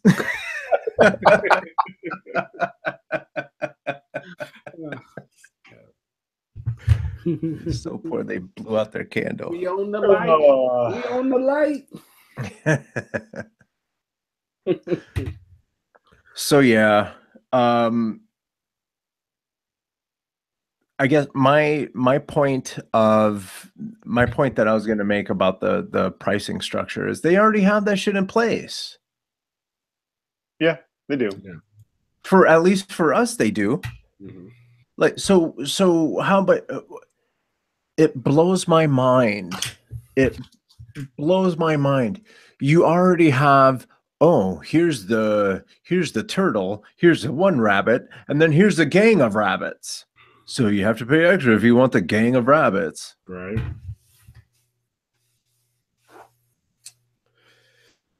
It's and the frustrating thing is, I guess I'll just sit here and continue to be salty. But another thing that's super frustrating about this whole situation is you have everyone the connectivity between people being able to do this podcast, all this stuff is what makes the internet interesting. That's what makes it that's what makes people want to do it. It makes it the internet. And then it gives companies, it gives small companies the ability to grow and to actually be a company for something as simple as a Skype call. You know, let's just say someone likes Sketch Zone, and then all of a sudden we're starting to make money, and then we're actually looking at possibly turning this into a small company that we can possibly make a living off of. But now Xfinity is going to come and poop on our dreams because we didn't pay the net neutrality tax or whatever the hell it is that they're, or the membership fee or whatever it is that they're going to do. Mm-hmm. Yeah, I mean, and if you think, sorry, last point, and then I promise I'll shut up. And if you think that Netflix having to pay the extra money to be able to make the bandwidth for them to send data, if you don't think that the customer is going to end up paying for that, then you're sadly mistaken. Well, of course. I mean, they already raise our thing $1 a year or whatever it is. So you know, they've got this fee that of course they're going to pass it on in consumer costs. It's always the consumer that pays it. Because corporations need to make money. That's how they survive. But isn't that what's crazy though? Like people have to make money too for them to survive. Yep. Like they forget that part. But you know, ain't nobody care about an individual because they're like, yo, just have my check, please. I don't care how you get it. have my money. I don't know. I hope there's some way to combat it a little bit, because the company's like, don't worry, it can't go too crazy. We'll lose our customers. I'm like, no, you won't. But what we just talked about earlier. To who? Who are we going to lose it to? Like if I get sick of Time Warner or Spectrum or whatever the hell they're called now, I don't have another option. Right. I literally do not. Well, that's not true. I can get Verizon broadband, which is about as good as AOL. That is just hot trash. And the reason it's so bad is because Spectrum has the local monopoly. They are not. Other companies are not allowed to install cable lines or use their cable lines. Like it's all a setup. Yeah. And plus, it was bad for Verizon anyway. They use the word broadband. It just makes me sound like they're out of date, even if it's the correct term. It just. I mean, okay. So to play devil's advocate in this whole situation, like I get where the internet providers are coming from, because pretty much every other industry and every other sales, service or sales based company, you charge based on what you're getting. Like, I want the Porsche, you're going to pay X amount. No, but I want the Porsche with the double extra engine and the 55 wheels and this special paint job. But you're going to pay more. Same thing with service industry. Like I need my pipe fixed. Okay, that's $100. Yeah, but I want it with copper pipe. Okay, that's $150. Like, it works. I mean, it's that way in every other industry. Right. However, most other industries, if you don't like Joe the plumber's price, you can go to Bob the plumber. Right. You don't really have that luxury in this industry. It's so controlled and monopolized that there is no offset point to this. Internet companies can charge whatever the hell they want because there's really no other option. Right. Yeah, here's AT&T and Comcast, but then in the city, it's a lot different. Like there's some parts there's Comcast, there's other parts there's other places. So yeah, there is not really an option. And I don't know. And I believe, you know what, I somewhat believe in the balance of the free market. I think it can work in certain situations. So, you know, if they're going to repeal net neutrality, then they also need to open up competition avenues to break this up. Right. Because this is the argument is, okay, so now, you know, the vast majority of consumers are only going to have 50 megabits per second, you know, download speed. That means, you know, Netflix is not going to be able to stream their 4K movies anymore. Okay, well, what that spawns is a creative innovation side on Netflix either they're going to just pay more and charge the customers, or they're going to begin to advance their software so that they can stream on a slower network or on a tighter network, which is great. Right. But, I mean, is that really going to happen? I don't know. I think, like we talked about with the Apple software versus hardware thing, you know, everybody wants to use the max potential that the hardware will allow. Right. So, you know, who really wants to dial back quality just because, you know, because the hard lines are limiting it. So Steve said, beyond pricing, I think the loss of accessibility is the scarce aspect. Right. As in, will Sketch Zone not be available worldwide? Yeah. That's a scary thought for me, not being able to reach our plentiful worldwide audience. Right. Like, you know, Dave Atsy would have trouble streaming it if we got to the point where I'm getting my feet throttled or whatever because of how much bandwidth I use, you know. And not only that, take a look at this, because you know that they're going to be playing with pricing. So if all the prices go up, I know, especially in Chicago, I know a lot of people. It's amazing how many people in Chicago have really bad to no internet. Right. So if I had to pay $30 extra a month just for internet access, that's $30 that goes to the groceries. Yeah. So now you're creating this imbalance that again, the inner city kids or the poor families out there aren't going to be able to. Aren't going to be able to have the internet, and then everyone's going to be like, "Oh, why can't you go to the library?" Well, why can't you? Either? Yeah. Why can't you? You know why I can't go to the library all the time in Chicago? Because it's -20 with 6 feet of snow. That's why I can't go to the goddamn library. No, you want to know why you can't go to the libraries? Because they're shutting them all down because taxes don't want to pay for it anymore. Exactly. And not only that, but why go to the library when there's the internet? Right. Well, this makes a difference. It's this, you know, the impact on the inner city is the highest, you know, especially for like Chicago.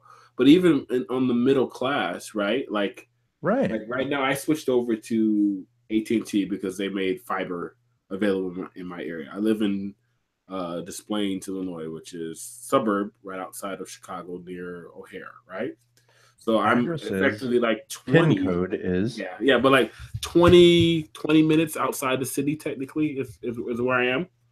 Now you take like another person that's been on the show, like our buddy Patrick, who lives a little bit farther than me on the other side of the highway, who doesn't have fiber. He's like going crazy because he can't get fiber, which is faster internet, right?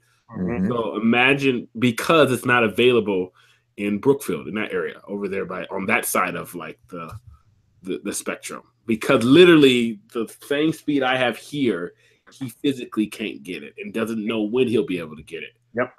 You know, so like just times that. So just think about that, if people listening, in terms of, and he could pay for it. He could totally like pay for it, like he wants it. You know, right? You know, so this 1,000 speed is not available. He has to deal with just regular old Comcast or regular old AT&T and whatever they have, based on how the web is laid out and like the availability and when they can like build that infrastructure over there. So they're still building out infrastructure for this new, you know, this new fiber, which is, I guess, is the latest and greatest in terms of fiber optic cables. But like, there's so much like red tape and like, you know, the costs and stuff, you know, goes up for all the internet providers in terms of like zoning, you know, and all that good stuff. Like, I don't know. I wonder how it's gonna be once all the shackles are off, and like, does that stuff get harder? Does it get harder for like the companies that are around you guys, like to be able to like even drop new lines so you can get those new packages, you know? Or is it just easier for the ones who only own that area already? So Comcast will be update, but like if he doesn't want Comcast pricing because maybe my pricing is a little bit cheaper, he's out of luck. You know, it's just weird. That's like, I wonder if the things that we have now get worse, you know, in terms of waiting on. I hate waiting on infrastructure. It's one of the things I hate, you know, in general. Like, you know, like when is Google? Can Google even come in? Like, I work like less than a block away from Google, right? I know good and well they got Google Fiber over there. I know they got that good internet over there. Let's be real. Rahm Emanuel probably brokered a deal with Google to be like, yeah, bring Google to the city. You can have this. We know they already set up their own little lines and stuff like that around Comcast, all that stuff. But like, how does that affect innovation in terms of like companies that have good internet come in, right? Because like outside of Minneapolis and a couple other places, there's Google Fiber. But like, how does that affect everything? You know, it'd be better if everybody could just move in and like set up shop, because then at least you can be like, well, everybody is expensive now, but at least they're like got a package that I kind of like. Right. You don't even get that now. Right. So. Right. And that's the thing. It's funny how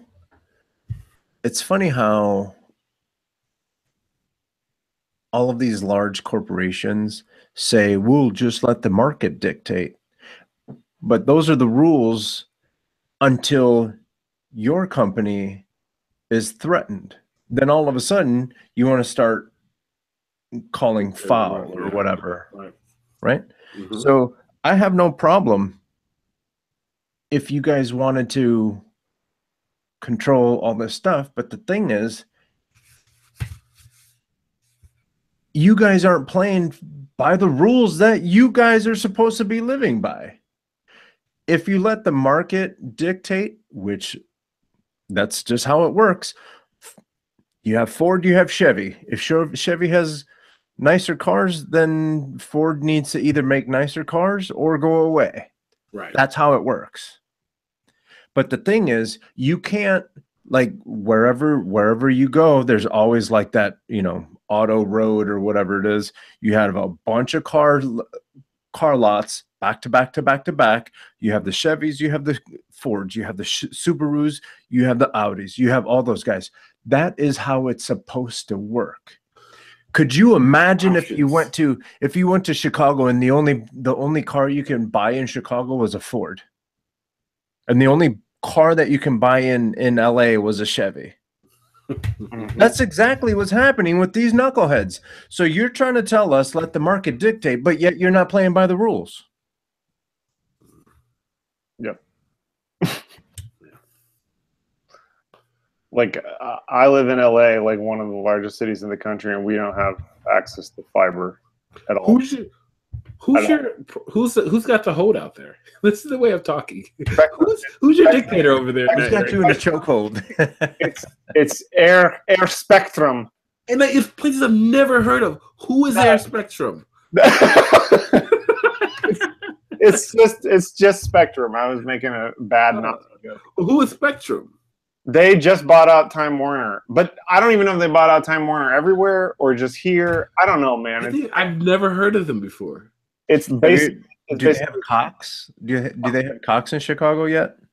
Cox, I've heard of. COX. Yeah, that one too. I've heard of that, but I think it's certain areas of Chicago, right? Like I think it's that and Comcast. But somebody said another provider that I never heard of, and they were like in Lakeview, or they were in what area that was? Like over like Pilsen area or something. I'm like, who is that? Whose mom and pop internet have you had? And they've like got like a 5-block radius, and it's like, been there 5 generations, and they provide the internet. Like, who is? And isn't that crazy that all of these providers focus on the big cities, but when you get into the rural areas of the country, they have something like Sparky's QuickNet, goofy stuff like that. I've never heard of or it'd be like an off-brand because like I felt like the phone companies feel bad. So, here you can have Verizon Fios, so like what is, or Verizon Broadband, or Sprint Internet. Anyway, so we'll have to see how it goes in 2018. Yeah, there's and see what it is. Other alternative. Now we just wait and see, right? The only other alternative would be if the government takes over and makes it a utility. So same way everyone has access to water, they have access to electricity, they have access to what else? Gas. Trash. This would turn trash. This would turn into a utility. But then that sucks. but then throttle to hell. Because I think that's what I talked to Dave Atsy about this, and I think even Shiloh a little bit.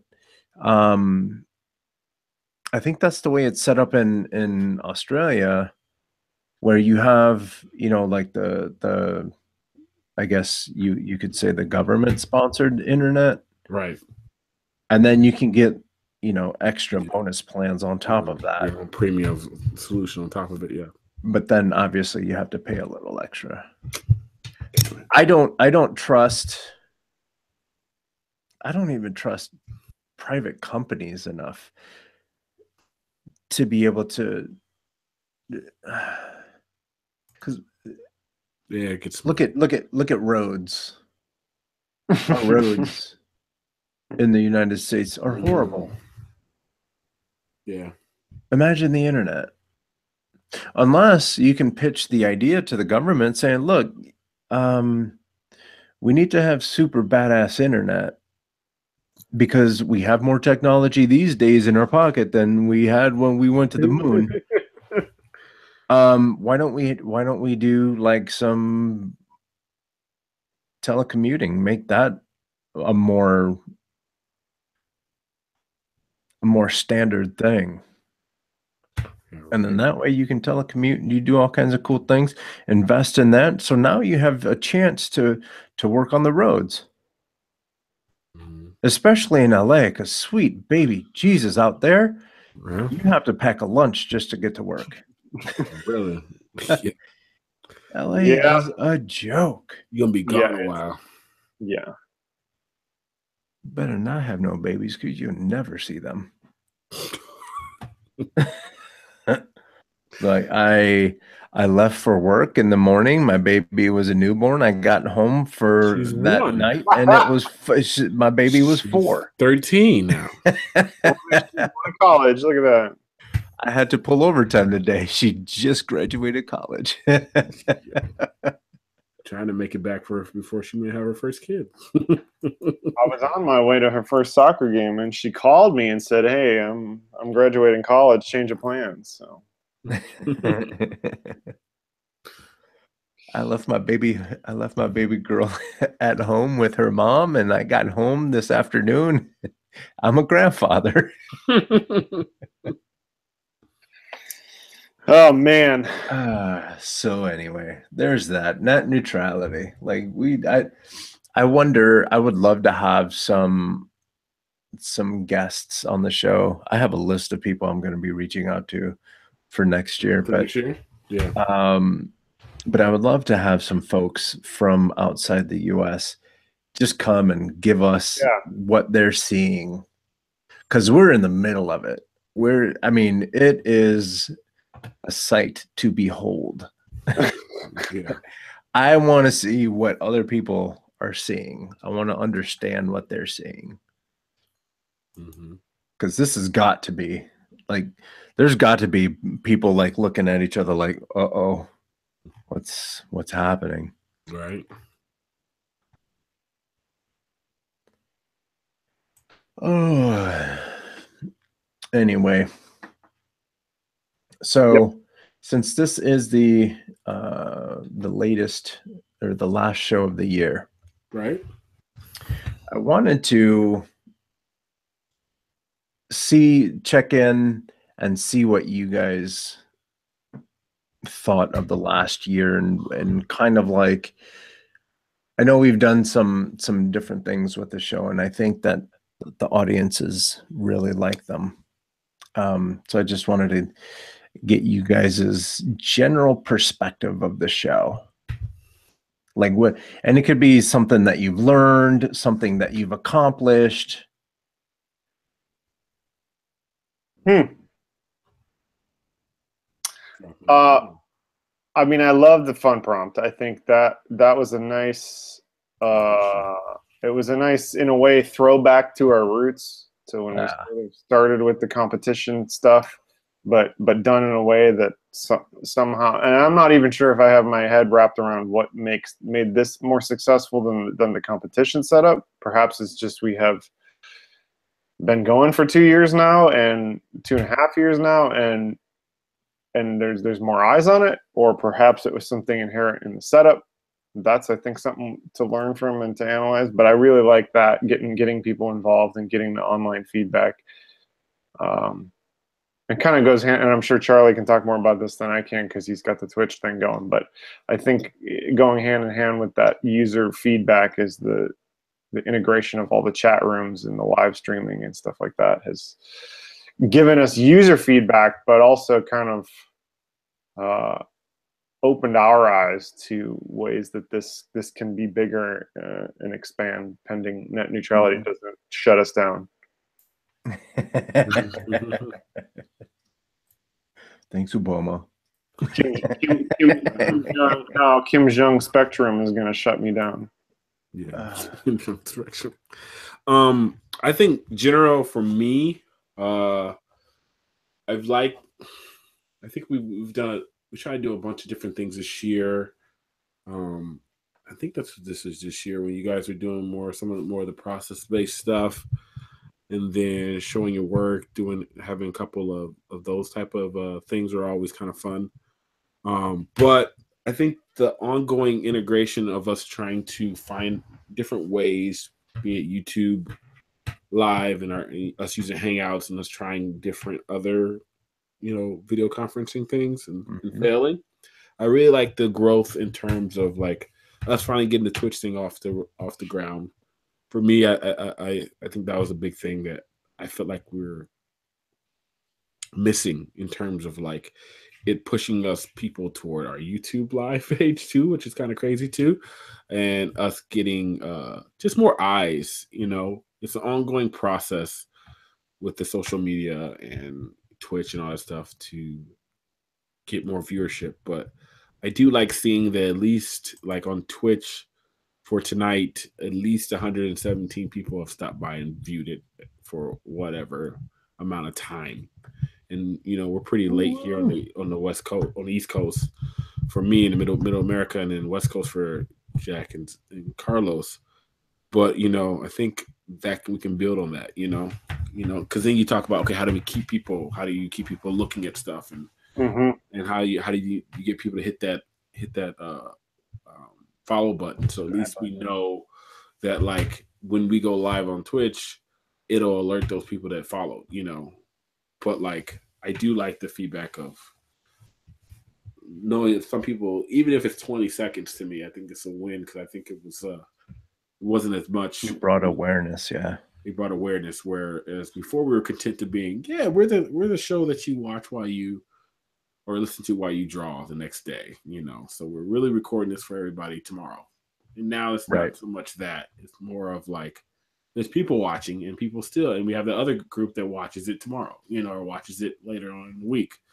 I do like the live aspect of it. And we've had some good shows where we've had a lot of people, and I think that'll get better and better, as we roll out into 2018 and we get our guest list, we queue up our guest list of however many people that we'll have all scheduled out, I think, and bringing back old guests and catching up with new guests. There's a lot of things that I want to do in the new year of like rekindling some of the networking that we've done and talking to different people, because we see it on Facebook and like in our personal DMs and stuff like that of people we've had on the show that are doing really good stuff. And I think personally, I want to highlight some of those things where we've seen them, some of those old school people that are back and they're doing really great things. And I think Twitch, excuse me, is going to help us like push those when we bring back some of those big guests and stuff like that. Mm-hmm. It's going to be really big because now more people are going to be like, wait a minute, and then it'll be good. So so we did some really good steps in the latter half of this year to set us up for the new year. So I'm happy about that. I think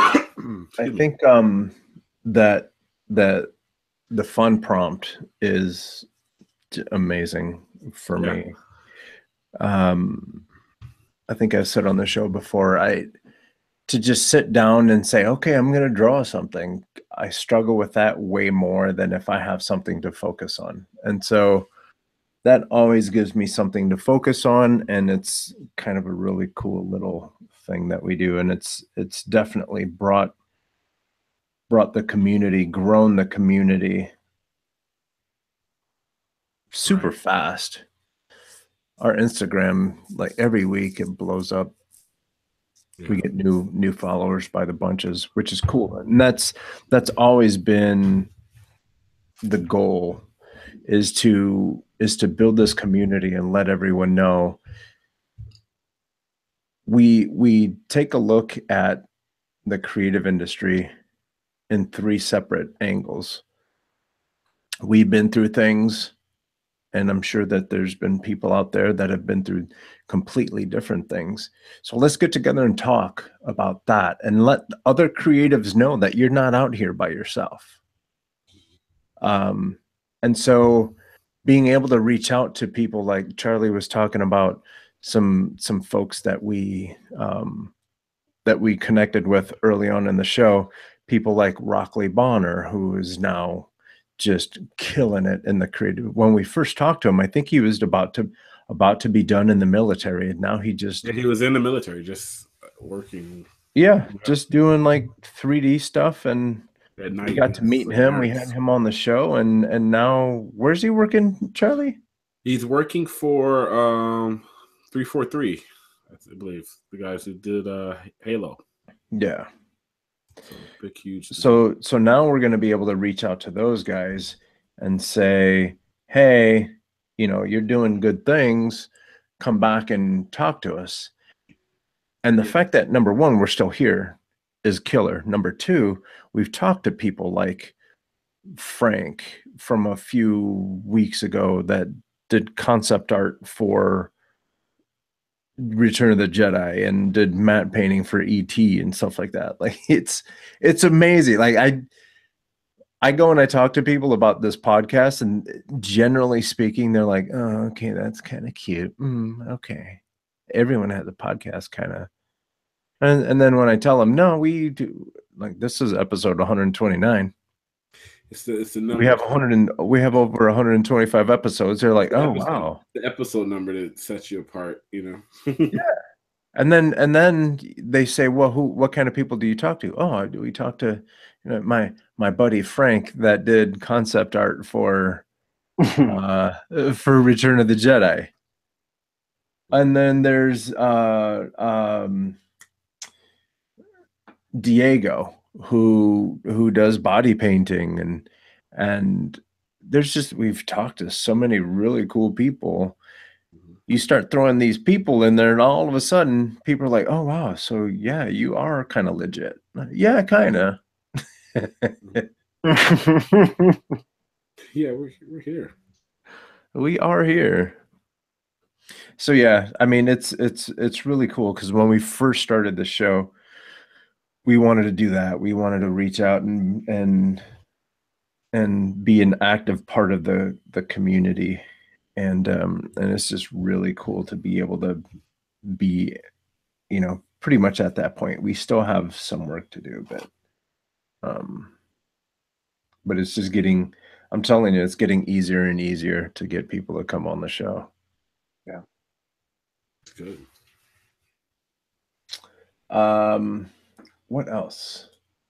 I wanted to, I forgot what else I was gonna say. What are some of the accomplishments that you guys have made throughout the last year? On the show, or sure. Huh? If the show has helped you, because I know the show has helped people like Rockley get a big job. It was because his new employers saw him on this show, and that's why they're like, "Oh, you were on Sketch Zone. We really need to hire this guy because he's real deal." Just kidding. Rockley got that all by himself. Mm-hmm. Yeah, that's gonna be a good story when we have him on. He finished the military, went to Norman.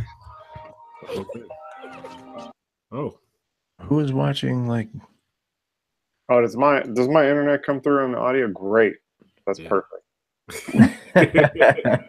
I think for me, I'll jump in. I think for me, just general accomplishments for me this year. It's just continual accomplishments at work and stuff.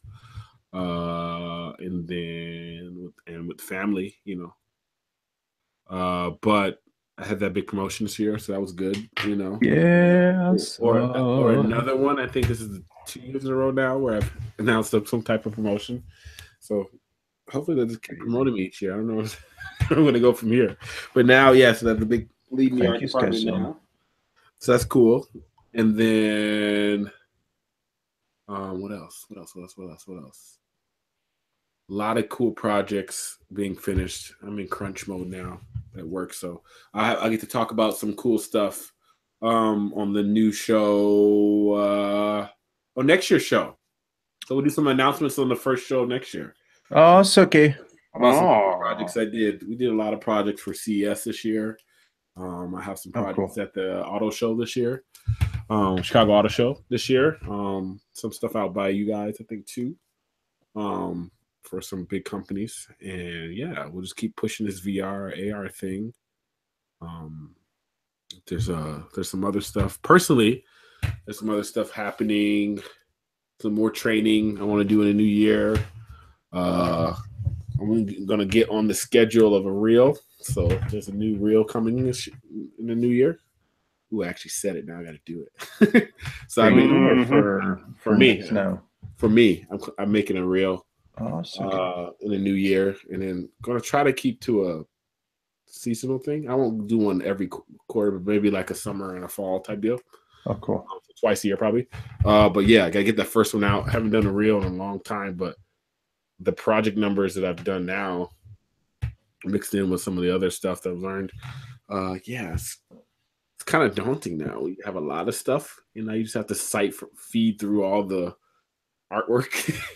And now from where I am now, like more of a creative direction role, like now I look at it real differently, you know, and I curse Patrick and whoever else has been influential the last 2 or 3 years about this. Now I'm thinking of like shot arrangement and like, how should this look? How should this feel? Like, did I just say that? Oh, geez. Wow. Usually it used to be just like, I'm just gonna throw some models, they're gonna spin, which could, but at the same time, it's like getting that out, because like that was a big thing, you know, that we talk about amongst some of the other peers. Like, you should have that out. It should be, even if you're not going anywhere, you don't need to do it right when you're like looking for a job, but like it's a timestamp on your work. And like some of the stuff that we talked about last week, with the creative director and stuff like that that I showcased last week from Ubisoft, and how he has his work all documented and stuff like that. Really struck a chord with me in terms of like how people at my level are documenting their work on their personal sites and documenting their personal work and treating it just as the same quality, you know, so that you can get a full view of what you did, you know. Yeah. So that's some big things for me. Killer. Yeah, so a lot of stuff I want to do in the new year. It's gonna be great. Jack? Yeah, I mean, there's a lot of stuff I've got cooking that I can't really talk about right now. I'm hoping to have an announcement next year, but you know, we'll see how the cards fall. But you know, to kind of piggyback off what you guys said, I think the show's been pretty inspirational just to see these folks, you know, and the volume of work they put out, and how some of these folks are just killing it in all mediums. And one of the things that, and even in a small way, that the fun prompt sort of pushed me to do is, you know, and we talk a lot about it on the show about breaking out of your box and kind of doing stuff that's different. And everybody knows that I don't typically work in a lot of color.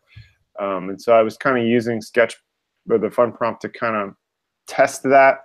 And I want to do a larger scale project that's a little more, you know, something unusual for me, that's kind of testing the boundaries. So I don't have anything specifically planned quite yet in that realm, but I think that is something that I want to do. I haven't made a short film or like an animation or anything like that in quite a number of years. So that's kind of one of my goals, is to begin that process and do something in motion. Because I've done a lot of books. I did the Inktober Imp series, which I was pretty proud of, that I actually was wonderfully actually able to accomplish that in 1 month time. So, you know, I got that book done.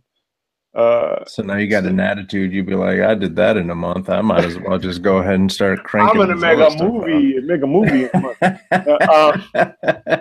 But in seriousness, you know, I want to keep the momentum going, but furthermore, is I want to make sure it doesn't turn into kind of a stale, you know, pumping them out kind of machine. I still want to expand as an artist and try new stuff. And you know, with the artist inspiration has been really fun, because we all come from different perspectives and the stuff we find interesting. And there's been so many good, awesome people that, you know, just when you think you found everything on the internet, that Charlie pops out 7 more that you're like, hey, but you haven't seen this. And then that leads you down the rabbit hole of following that link. And it's just amazing to see the work out there. And as cynical as we just were on this show, there's still a lot of amazing things in the world and a lot of amazing things on the internet. And it's pretty inspirational. So. Yeah, Carlos, I think that's one of the big reasons why, again, we started this whole thing, is because I know I'm in a black box. Like, I come in and I draw and I take a look at what's happening on YouTube, and I watch a couple people drawing and stuff, and Squeaky Clean Blessed said, "What's up, bro? Just dropping you like that for you. I'm live too, and finally got my face cam." No, he's Squeaky Clean's plugging his own stuff. Oh, is that what that is? Okay. Yeah. He's live streaming right now. So let's see. We were talking about accomplishments and stuff. So,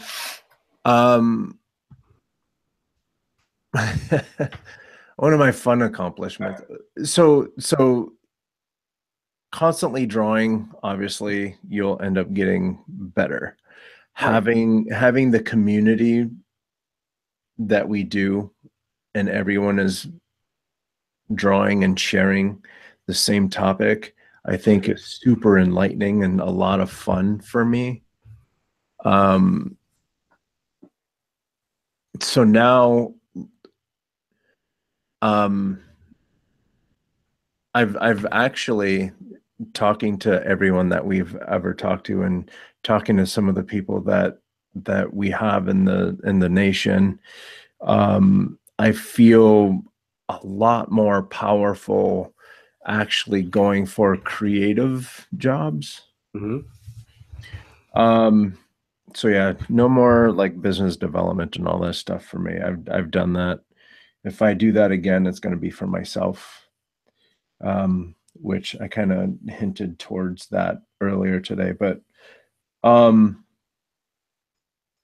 then, you know, kind of feeding off of what Jack was saying, I actually wrote a script, submitted it to the government, and Carlos is in the Library of Congress yet again.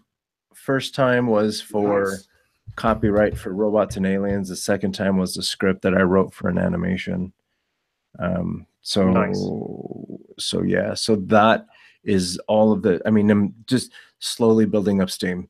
Here's a spoiler alert. I like making things. I like making things like podcasts. I like making things like cartoon karaoke, which is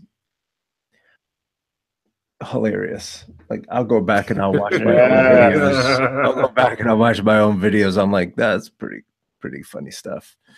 But being able to do that and know that I have a community that will like and share and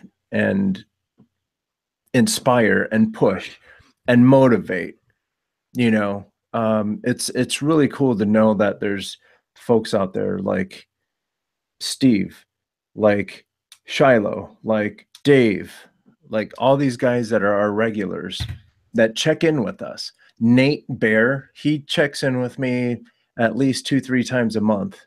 Hey, how's it going? Hey, there's this cool thing that's happening, right? So that helps keep the wheels rolling with all of this stuff. So yeah, so it's just really cool to be able to have like-minded people inspiring each other to continue to create, and to let them know, hey, we're here, we're watching. Right. So, and you're not alone. Again, I keep saying that, but there's a lot of creatives out there that keep getting themselves caught in, especially the big one is not getting paid to do work.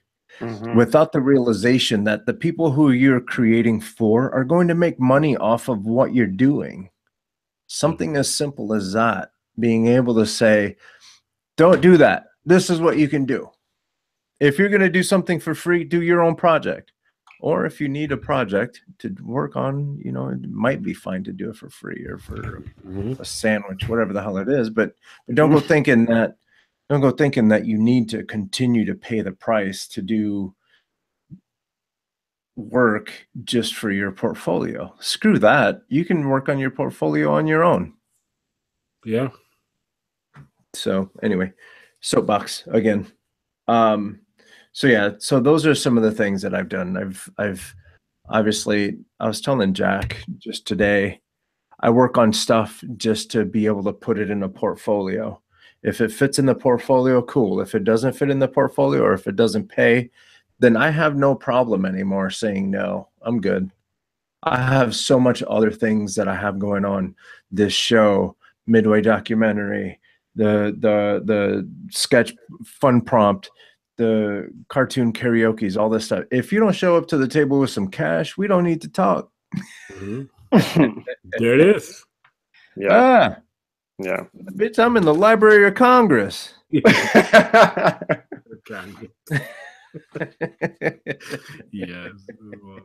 love it. Get on my level. So, yeah. Anyway, that's it. I think I might be ready to get to work on my Hooger, my Human Tiger remix mashup. Do you guys have any questions, any comments, considerations? Nope. Oh yeah, we have to do inspiration, huh? You should. Yeah, well, you better not forget about that. We You're the inspiration. You bring feeling to my life. You're the inspiration. Dude, that was nice and loud. I like that one. Oh yeah, it was. Thank you. All right, so check this out, guys. Ooh, that's fun. This one is really neat. And I'm going to flip through some of these first ones first.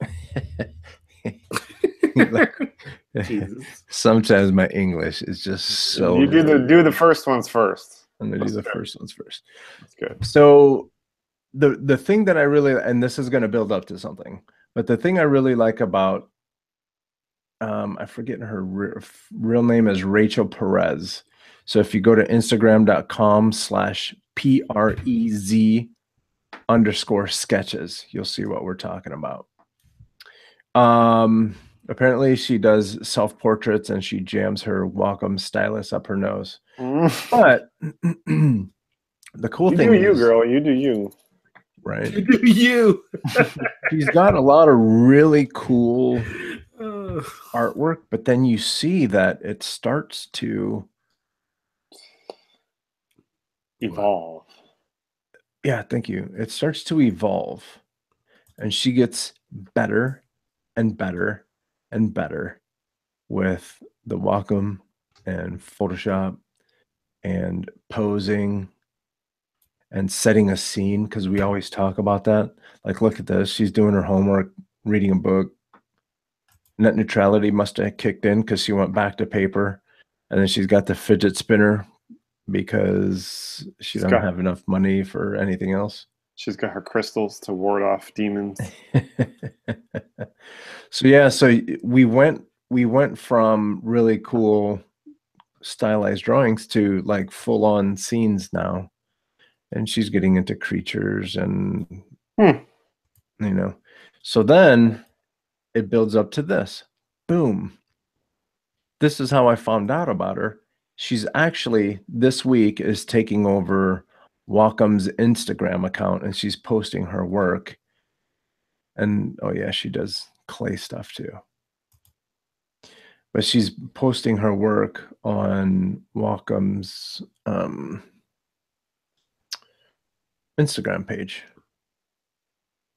What? Yeah. Is that a new thing Wacom does? I didn't even know that's a thing.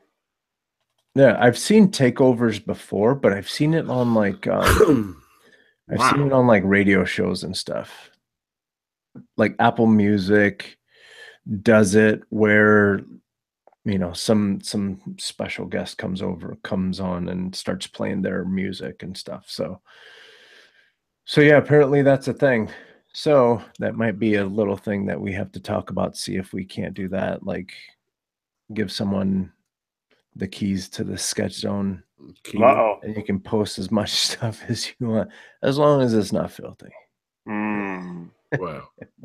All of a sudden we start seeing a bunch of DPs up there. Directors of photography, that's okay. Yes. Get some keeping it clean for the show, for the kids. For the kids. I don't know why that made me laugh.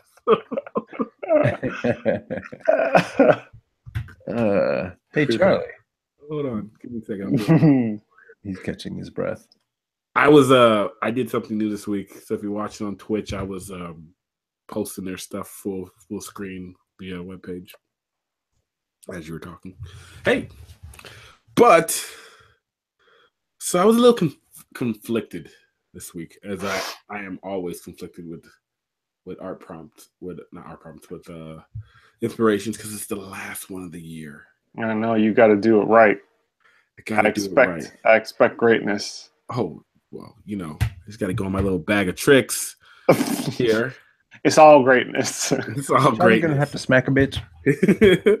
So we've been pushing ArtStation a lot this year, and let me share my screen. They owe us.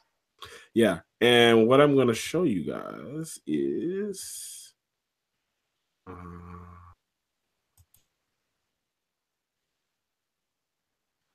is it working? Yeah, there we go. So ArtStation did a best of, right? a best of the year. So we always post these links for you guys to go back and see it. And we've done a lot of great ones. And I like to say that a lot of the stuff that me, Carlos, and Jack have posted this year from ArtStation made the list in here. It's too much to go through, but there's just a bunch of amazing artwork as a whole. Like, you remember this girl here. You can't see my cursor. Yeah, there it is. Here, she was we did her one week, you know, this Ray one we did. But like, I always like seeing these because it just shows the best of the whole community as a whole. Now, if there's any one, this is interactive this time. If there's any of the ones you see that jumps out at you guys, let me know. And then that'll be my one for this week. Because all of them are good. I've been looking at this all day. That snow wolf with the red? This one here? Yeah, Wolf Rider. Even though that really cute one on the right. You want to keep scrolling? You just want to pick? You know? No, go scroll back up. Hold on. Let me do this so I can see it better. Oh, wait. The one with the girl with the white jacket with the white stripes. Right. Green stripes going down. That angle is amazing. Right? Told you. It's good stuff. Which one? Where is it at? Charlie keeps scrolling. That right there. Nope, right. You missed it. Right there. Right side. Focus on his screen. Track. Click his screen. You have to click it. On yours, you have to click it. I have it clicked. You can't focus it for me? Come on. Nope. You can't focus it for me. Nope. I can focus it for the Okay. All right. I got it. Okay, all right. All right, so this one here, right? I'll bite. Yeah, boy, click. Hold on. I have to get it bigger so I can see it. There we go.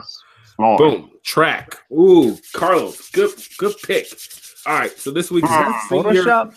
Yeah, hold on. Yeah. We got to explore. Senior concept artist from Riot Games. His name is June On. Let's go to his page. Carlos picked this one via my pick this week. And this dude has some look at this. Oh, see, I knew this was gonna work out good because it's just amazing. Oh, cool. Let's click on one. So this is the one that pulled us in, right? Yeah. Now let's go through his work. Boom. Look at that one. Oh boy. Bam. Look at that one. It's all different. Falcor. Bam. Look at this one's kind of Falcon, man. So he did some concept stuff. There's the beginning of it. Boom. We love the process here at the Zone. Boom. Boom. I love this one. This one feels like old school concept art. Like, yeah, it feels good. Speed Racer before he got wheels. Look at this one. I love all this. This is photo. It's got to be Photoshop because it always tells you what it is. Good lighting. He's got good lighting. It always tells you at the end or whatever. Let's keep going because he has some good ones. This one I love. This that one. Little wheel thing is pretty badass. Telling a story. That to work. What the hell was that? I love this one. That's cool. Isn't that what got blown up in Game of Thrones? Mm-hmm. Spoiler alert. Ooh, look at that. Got some cool stuff here. Futuristic medievals. A lot of different stuff. I love variety. Hang on, go back. Did he work on Tron? Matte painting he did for Tron Uprising. Oh, Uprising, right. Episode 103 back in 2011. Yeah, buddy. That means all three of us worked on that film. That means we know him. Oh, 6 Degrees of Tron. Yeah. All right. Yo, is this a... I don't know what that is. Is it a photo? No, it's painted. You can tell, but painted. I don't know. I wonder if he starts with a photo. I know, because that's just amazing. I don't know now. Now I need to figure out. Now I'm with Jack. Wait a minute. I like all his work. See some process videos. It's different though. Everything he's doing is got a really. Yeah, I mean, clearly this stuff's not photos. So clearly he knows what he's doing. If he does, dude, that's in Detroit. Oh, right. That's in Detroit. I love this one. That's in my backyard. That's right now. There's a joke. Saturn. There's a joke. Named Saturn chilling in Jack's backyard right now. That's cool. This is super abstract. Oh, there's a dude here. I didn't realize. That looks like Man, What's that movie or that? Yeah, video the game? game. That's exactly what I was thinking of. Can't think of Yes. Look at this one. That's a strong leopard right there. He's thick. The messed up part about it is he works for Riot Games, right? Riot makes League of Legends. It's a super cutesy, cartoony, like top-down, like MOBA, which is a type of genre of a game that makes buku money, has an esports league and all this other crazy stuff, teams and stuff, kids that get paid to play that all day, right? But some of the stuff he's saying he did for Riot, it's like not even in the style. It's like almost like a cinematic version of this. Robot Bones. What is this? This is a poster. I don't know what he's doing right now. That's cool. This dude has a lot of work. Good pick. A lot of work. Like, I'm not even at the end. Like, this is a lot like kind of what you were talking about earlier, Charlie. Just putting a new demo reel out there just to let people give people a good heat check. Mm-hmm.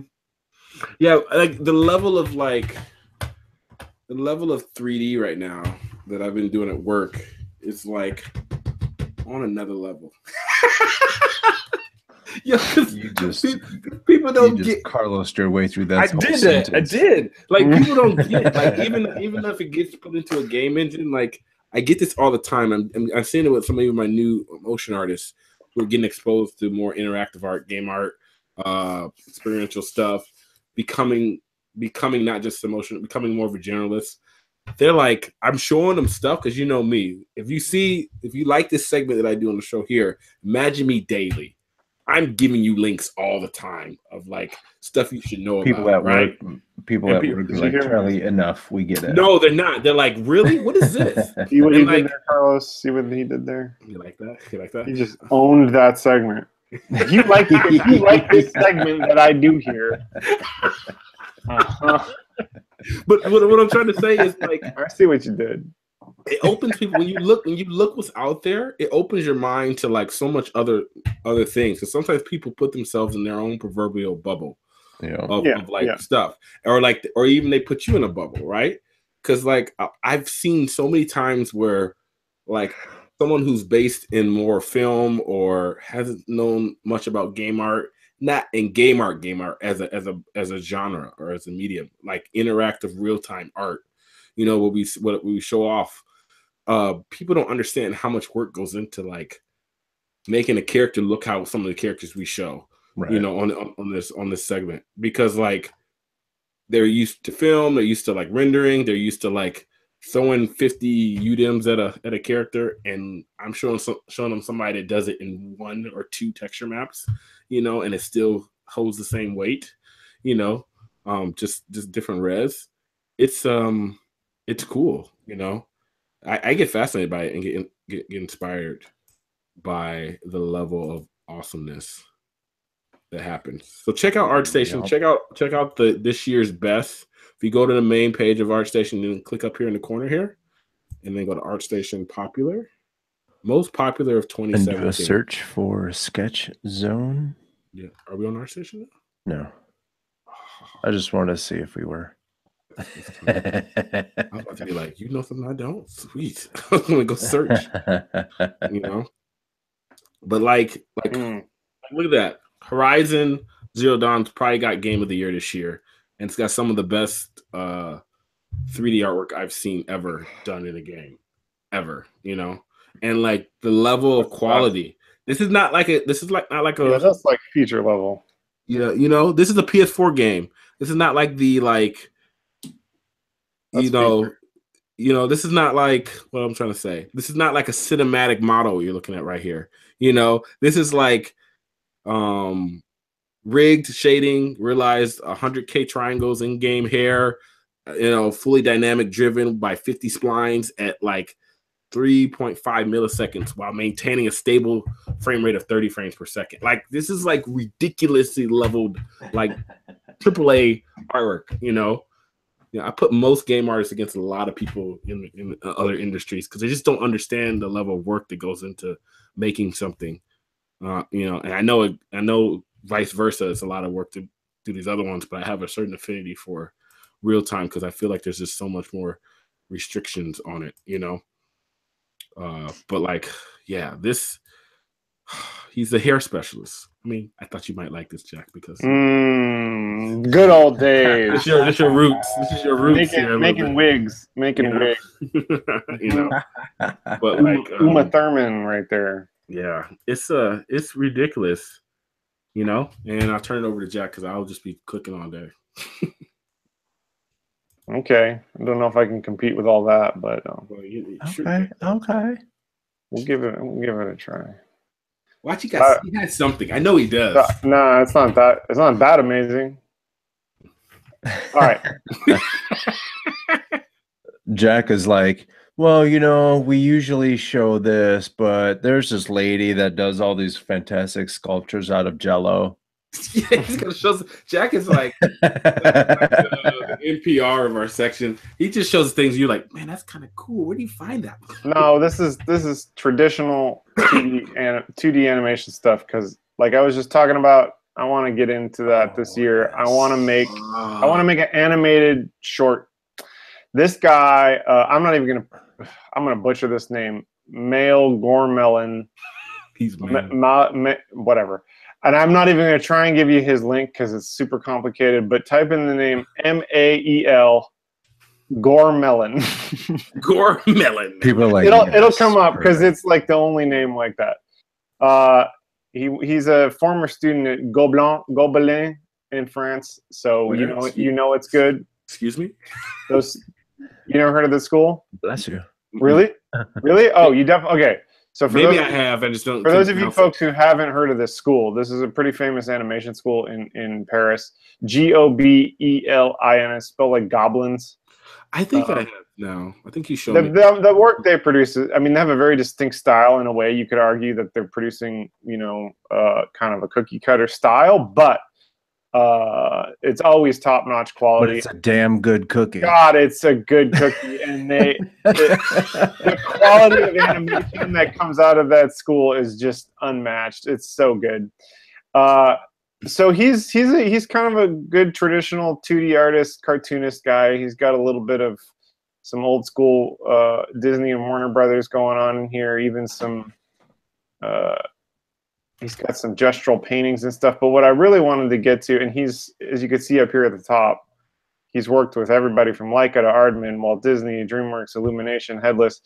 So he's got the resume. And the 2D stuff is fun. I like it a lot. But what I really wanted to show is the girl got hips. Yeah. And he's worked on Box Trolls, and he's done some of the sequence art and credit stuff for some of these films, which is really great. But he's also got a Vimeo page, and he does this stuff pretty much on his own. So let's just show a little clip here. This is just him? I love this stuff. I don't want to get taken down, so we'll be careful with how much we show. But let me get to the good stuff. And he's got a really nice style. It's a kind of that early 40s style. Oh, I've watched this. Okay. And it's just good animation, good old-fashioned drawings, and kind of a fun little concept. What is he using? This is all just hand-drawn and painted, or? That's a good question. I don't actually know. I could probably find out. Cool. So we'll skip around a little bit here so we don't get... Oh, throttled. Look at that. Who knew? You got Apple. Net neutrality. But he's got a couple of things. Man, throttling it's just, look at this garbage. There you go. How did he find you so quick? It's really good line. Like, this is just cool. Look at the hair. Talking garbage earlier. Like dynamic camera moves and all sorts of crazy stuff. How do you even begin to? This is taking me back to school. Like, how do you even begin to some people just have it. They just see it. Others, I think. I'm so sad that this studio basically went under. There was a studio called Headless that was producing these what could have been really amazing, unique TV series and shorts. If you haven't heard of them, their website's still there. I think they might still be going, but they're not doing anything with a huge budget anymore. But their style is just really unique, and the concepts. The premise of this is the dad of the family, and he just happens to be this big-headed hairy monster, and everybody else in the family is like normal. Has the ears of a. So it's his life as a suburban house dad, but happens to be a monster. And then there's the website for Headless has the full color version, so you should check that out. But he's just good old fashioned animation, which I dig. So check him out. MAEGOURMELEN. It's good stuff. So I started doing a search for his name, and I typed in MAEL. And I didn't even finish writing. And I think he's the only dude in the world named this. In the entire planet. Yeah. So good stuff. I like it. Very good stuff. Thank you for that. I'm gonna watch his stuff. Yeah, he's got a lot of stuff, which is also impressive being a 2D animator, because that's a slow process. Oh, brutal. Cool. All right. So shall we wrap this one up? Wrap up the entire year? Oh man. But what we'll do is, because I'm a little bit addicted to these sketch prompts. What we'll do is follow us. We should keep those going. Follow us on Instagram, and we'll get together. Instagrams. We'll live. Instagram live. Do everything. Yeah, we'll do a live Instagram session, and we'll do the drawing for the. We'll do the drawing for the drawing. Do the damn thing. Until then, my friends, Charlie, where can people find you online? So you can find me online at a couple different places. cargocollective.com/CharlieBWilliams is my site. Next year it'll probably be charliebwilliams.com, because I'll unbirth that or rebirth it, and put it to the site. It'll be a new site coming, probably a Squarespace site with that whole thing I'm doing. Find me on social media. Let's go with Instagram. CharlieBW3. Twitter is CBW3. I'm on Instagram a lot lately, so Instagram is the hotness right now. If you're not on Instagram, you're not paying attention. Just saying. So get on Instagram, CharlieBW3. Send me a message. I eat amazing lunches all the time. Yes, I'm taking pictures of food and all type of stuff. I think I'm gonna do a new one too, because you guys have talked to me about this one too, because I think I need an art-based Instagram for all my art stuff. I don't like adding new Instagram. You can do that. Yeah. But and I don't really like the idea of switching over my current one, because I do take a lot of pictures of food and stuff and different things. But I think just do you. Or just got everything up there. Mix them up. Or just mix it up. I don't have to just mix them up. I was going to save it for a show, but I always forget to ask. You can do good that. to have two, or is it good to just? Well, now Instagram makes it easy to manage more than one at a time. So yeah, you could do two. It's pretty easy to switch.